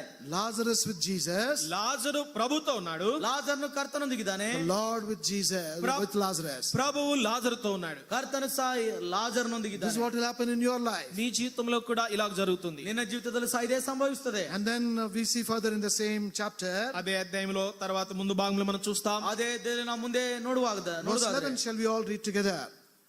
Verse 11. 11వ వచనం తెలుగులో 10, 11 కలిసి ఉన్నాయి. 11 ವಚನ ಎಲ್ಲರೂ ಸೇರಿ ಓದಿಕೊಳ್ಳೋಣ. 10 and 11 we will read together. కనుక 10, 11 కలిసి 10, చదువుకుందాం. 11 సేರಿ ಓದಿಕೊಳ್ಳೋಣ. But the chief అతనిని బట్టి priests యూదులలో consulted and అనేకులు Lazarus తమ వారిని విడిచి also today, there is nobody for you or to understand you or to be with you. మరి నిన్ను అర్థం చేసుకొని నీతో ఉండేదాని కొరకే ఎవరు కూడా నీకు లేరు. ನಿನ್ನೊಂದಿಗಿರಲು ನಿನ್ನನ್ನು ಅರ್ಥ ಮಾಡಿಕೊಳ್ಳಲು ಯಾರು ಸಹ ಇಲ್ಲದೇ ಇರುವಾಗಲು. Maybe you are a loner leading a lonely life. బహుశా నీవు ఒంటరి వాడవై ఒంటరి దానివై ఒంటరితనంలో ఉన్నావేమో. ಬಹುಶಃ ನೀನು ಏಕಾಂಗಿಯಾಗಿದ್ದು ಒಬ್ಬಂಟಿಗನಾಗಿ ಜೀವಿಸ್ತಾ ಇದ್ದೇನೋ. Take courage. ధైర్యం తెచ్చుకో. ಧೈರ್ಯ ತೆಗೆದುಕೋ. There is one who loves you. నిన్ను ప్రేమించే ఒక వ్యక్తి ఉన్నాడు. ನಿನ್ನನ್ನು ಪ್ರೀತಿಸುವಂತ ಒಬ್ಬ ವ್ಯಕ್ತಿ ಇದ್ದಾನೆ. There is one who wants to change your life. నీ జీవితాన్ని మార్చేటువంటి ఒక వ్యక్తి ఉన్నాడు. ನಿನ್ನ ಜೀವಿತವನ್ನು ಮಾರ್ಪಡಿಸುವಂತ ಒಬ್ಬ ವ್ಯಕ್ತಿ ಇದ್ದಾನೆ. From a source of sorrow, Lazarus became a source of joy for all. మరి దుఃఖానికి కారకుడైనటువంటి ఈ లాజరే సంతోషానికి ఆనందానికి కారకుడైన లాజరుగా మారాడు. ಯಾವ ಲಾಜರ್ನು ದುಃಖಕ್ಕೆ ಕಾರಕನಾಗಿದ್ದನೋ ಅದೇ ಲಾಜರ್ನು ಆನಂದಕ್ಕೆ ಸಂತೋಷಕ್ಕೆ ಕಾರಣನಾದನು. The Lord will change your life over like that. మరి ఈ రీతిగా ప్రభు నీ జీవితాన్ని కూడా మారుస్తాడు. ಈ ವಿಧವಾಗಿ ಕರ್ತನು ನಿನ್ನ ಜೀವಿತ ಸಹ ಮಾರ್ಪಡಿಸ್ತಾನೆ. Today, tonight, the same Lord Jesus has come to you. ఈ రాత్రి ఇదే ప్రభు నీ యొద్దకు వచ్చాడు. ಈ ರಾತ್ರಿ ಅದೇ ಯೇಸು ಸ್ವಾಮಿ ನಿನ್ನ ಬಳಿಗೆ ಬಂದಿದ್ದಾನೆ. He is standing by you. నీ యొద్ద నిలబడ్డాడు. ನಿನ್ನ ಬಳಿಯಲ್ಲಿ ನಿಂತಿದ್ದಾನೆ. He is looking at you like as he looked at Zacchaeus. జక్కయ్యను చూచినట్లుగా నిన్ను కూడా ప్రభు చూస్తున్నాడు. ಜಕ್ಕಯ್ಯನನ್ನು ನೋಡಿದ ಹಾಗೆ ನಿನ್ನ ಕಡೆಗೆ ಆತ ನೋಡ್ತಾ ಇದ್ದಾನೆ. He is asking you to come to him. ఆయన యొద్దకు రమ్మని నిన్ను పిలుస్తున్నాడు. ಆತನ ಬಳಿಗೆ ಬಾಯಿ ಮದಾಗ ಆತನ ಕರೀತಾ ಇದ್ದಾನೆ. Just as he told Zacchaeus, I must abide with you. He wants to abide with you. జక్కయ్యతో ప్రభు అన్నాడు, నేను నీ ఇంటి ఉండవలసి ఉన్నదని. అలాగనే ప్రభు నీతో కూడా చెప్తున్నాడు. ಜಕ್ಕನಿಗೆ ಹೇಳಿದನು, ನಾನು ಈ ದಿನ ನಿನ್ನ ಮನೆಯಲ್ಲಿ ಇಳ್ಕೊಳ್ಬೇಕೆಂಬುದು ಹಾಗೆ ಹೇಳಿದಾಗೆ ಈ ದಿನ ನಿನ್ನಲ್ಲಿ ಆತ ನಿಲ್ಕೊಳ್ಬೇಕೆಂಬ ಕೋರ್ತಾ ಇದ್ದಾನೆ. Will you accept this invitation and come? ఈ యొక్క ఆహ్వానమును నీవు కూడా అంగీకరిస్తావా? ಈ ಆಹ್ವಾನವನ್ನು ನೀನು ಅಂಗೀಕರಿಸುತ್ತೀಯಾ? Will you receive the blessings that Lazarus received? లాజరు ఎట్టి ఆశీర్వాదం అయితే పొందాడో అట్టి ఆశీర్వాదమును నువ్వు కూడా పొందుతావా? ಯಾವ ಆಶೀರ್ವಾದವನ್ನು ಲಾಜರ್ನು ಹೊಂದಿದನೋ ಅಂತ ಆಶೀರ್ವಾದವನ್ನು ನೀನು ಸಹ ಹೊಂದುತ್ತೀಯಾ? Will you also come into the new life into which Lazarus came? మరి ఏ నూతన జీవములోనికి లాజరస్ వచ్చాడో ఆ నూతన జీవములోనికి నీవు కూడా వస్తావా? ಯಾವ ಲಾಜರ್ನು ಎಂತ ನೂತನವಾದ ಜೀವದೊಳಗೆ ಬಂದನೋ ಆ ಜೀವಿತಕ್ಕೆ ನೀನು ಸಹ ಬರ್ತೀಯಾ? Come to him. ఆయన ఎదుట రా. ಆಚೆ ಬಳಿಗೆ ಬಾ. Maybe your own loved ಮಾತನಾಡು. ones, they have rejected you or they may reject you. బహుశా నీ ప్రియులు ఎవరైతే ఉన్నారో వారు నిన్ను తృణీకరించి ఉంటుంటారు, నిన్ను త్రోసివేసి ఉంటారు కూడా. ಬಹುಶಃ ನಿನ್ನ ಸ್ವಂತ ಜನರು ಪ್ರಿಯರು ನಿನ್ನನ್ನು ತಿರಸ್ಕರಿಸಿ ಆ ತೃಣೀಕರಣ ಮಾಡಿರಬಹುದು. But not the Lord Jesus. అయితే ప్రభువైన యేసుక్రీస్తు వారు ఆయన నిన్ను అలా చేయడు. ಆದ್ರೆ ಕರ್ತನಾದ ಯೇಸು ಕ್ರಿಸ್ತನು ಆ ರೀತಿಯಾಗಿ ಮಾಡುವಂತವನಲ್ಲ. He's a God of love. ఆయన ప్రేమ కలిగిన దేవుడు. ಆತನ ಪ್ರೀತಿಯ ದೇವರು. He's loving you with a great love. ఆయన గొప్ప ప్రేమతో నిన్ను ప్రేమిస్తున్నాడు. ಆತನ ದೊಡ್ಡ ಪ್ರೀತಿಯಿಂದ ಮಹಾಪ್ರೀತಿಯಿಂದ ಪ್ರೀತಿಸ್ತಾ ಇದ್ದಾನೆ. Will you respond to his loving invitation tonight? ఆయన నీకు ఇస్తున్నటువంటి ఈ ప్రేమ ఆహ్వానానికి నీవు కూడా ప్రతిస్పందిస్తావా? ಈ ಪ್ರೀತಿಯ ಒಂದು ಆಹ್ವಾನಕ್ಕೆ ನೀನು ಸಹ ಪ್ರತಿಸ್ಪಂದಿಸ್ತೀಯಾ? Shall we pray? ప్రార్థన చేస్తావా? ಪ್ರಾರ್ಥನೆ ಮಾಡಿಕೊಳ್ಳೋಣ.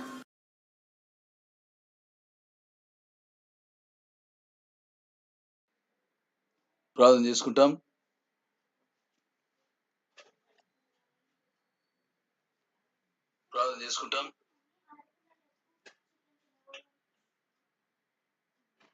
ప్రేమగల మా పరలోకపు తండ్రి, పరిశుద్ధమైన మా దేవ, మీ ప్రియ కుమారుడు మా రక్షకుడు యేసుక్రీస్తు ప్రభువు వారి అతి శ్రేష్టమైన నామంలో మీ పాదం సాగిలపడుతూ వస్తుంటున్నాం.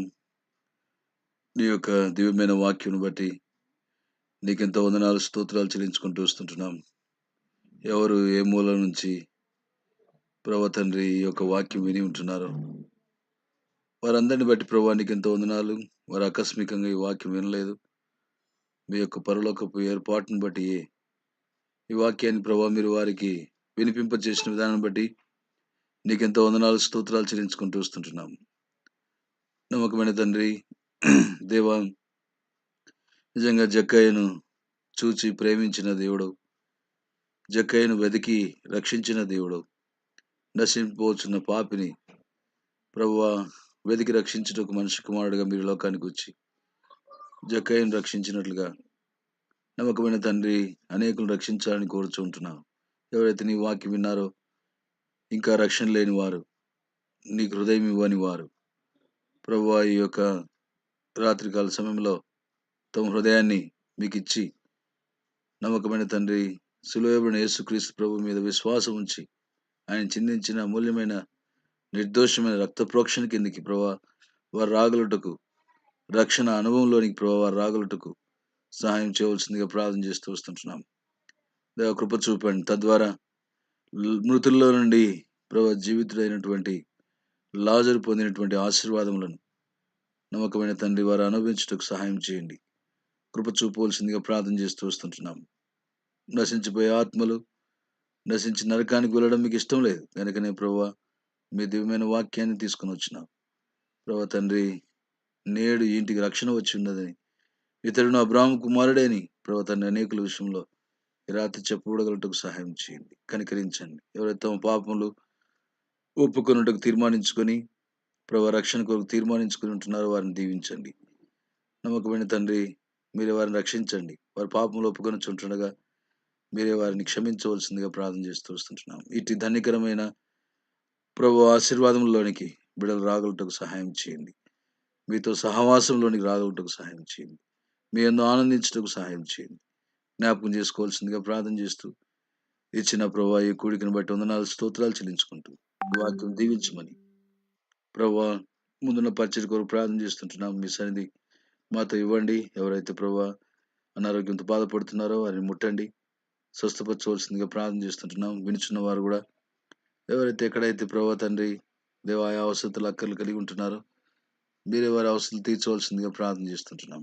మీ కృపాస్థలకు మమ్మల్ని అప్పచెప్పుకుంటూ సమస్త మహిమ ప్రభావం మీకు ఆరోపించుకుంటూ రేపు ఉదయం సిస్టర్స్ మీటింగ్, తిరిగి సాయంకాలం బైబిల్ పట్టణం ఆశీర్వాదం చేయండి ప్రభా తండ్రి. శనివారం ఉపవాస ప్రార్థన, సాయంకాలం యూత్ మీటింగ్ కూడా దీవించండి ప్రభువా. మరి ప్రభు దినం నిశ్చితమైతే ఆరాధన కొరకే మమ్మల్ని సిద్ధపరచండి.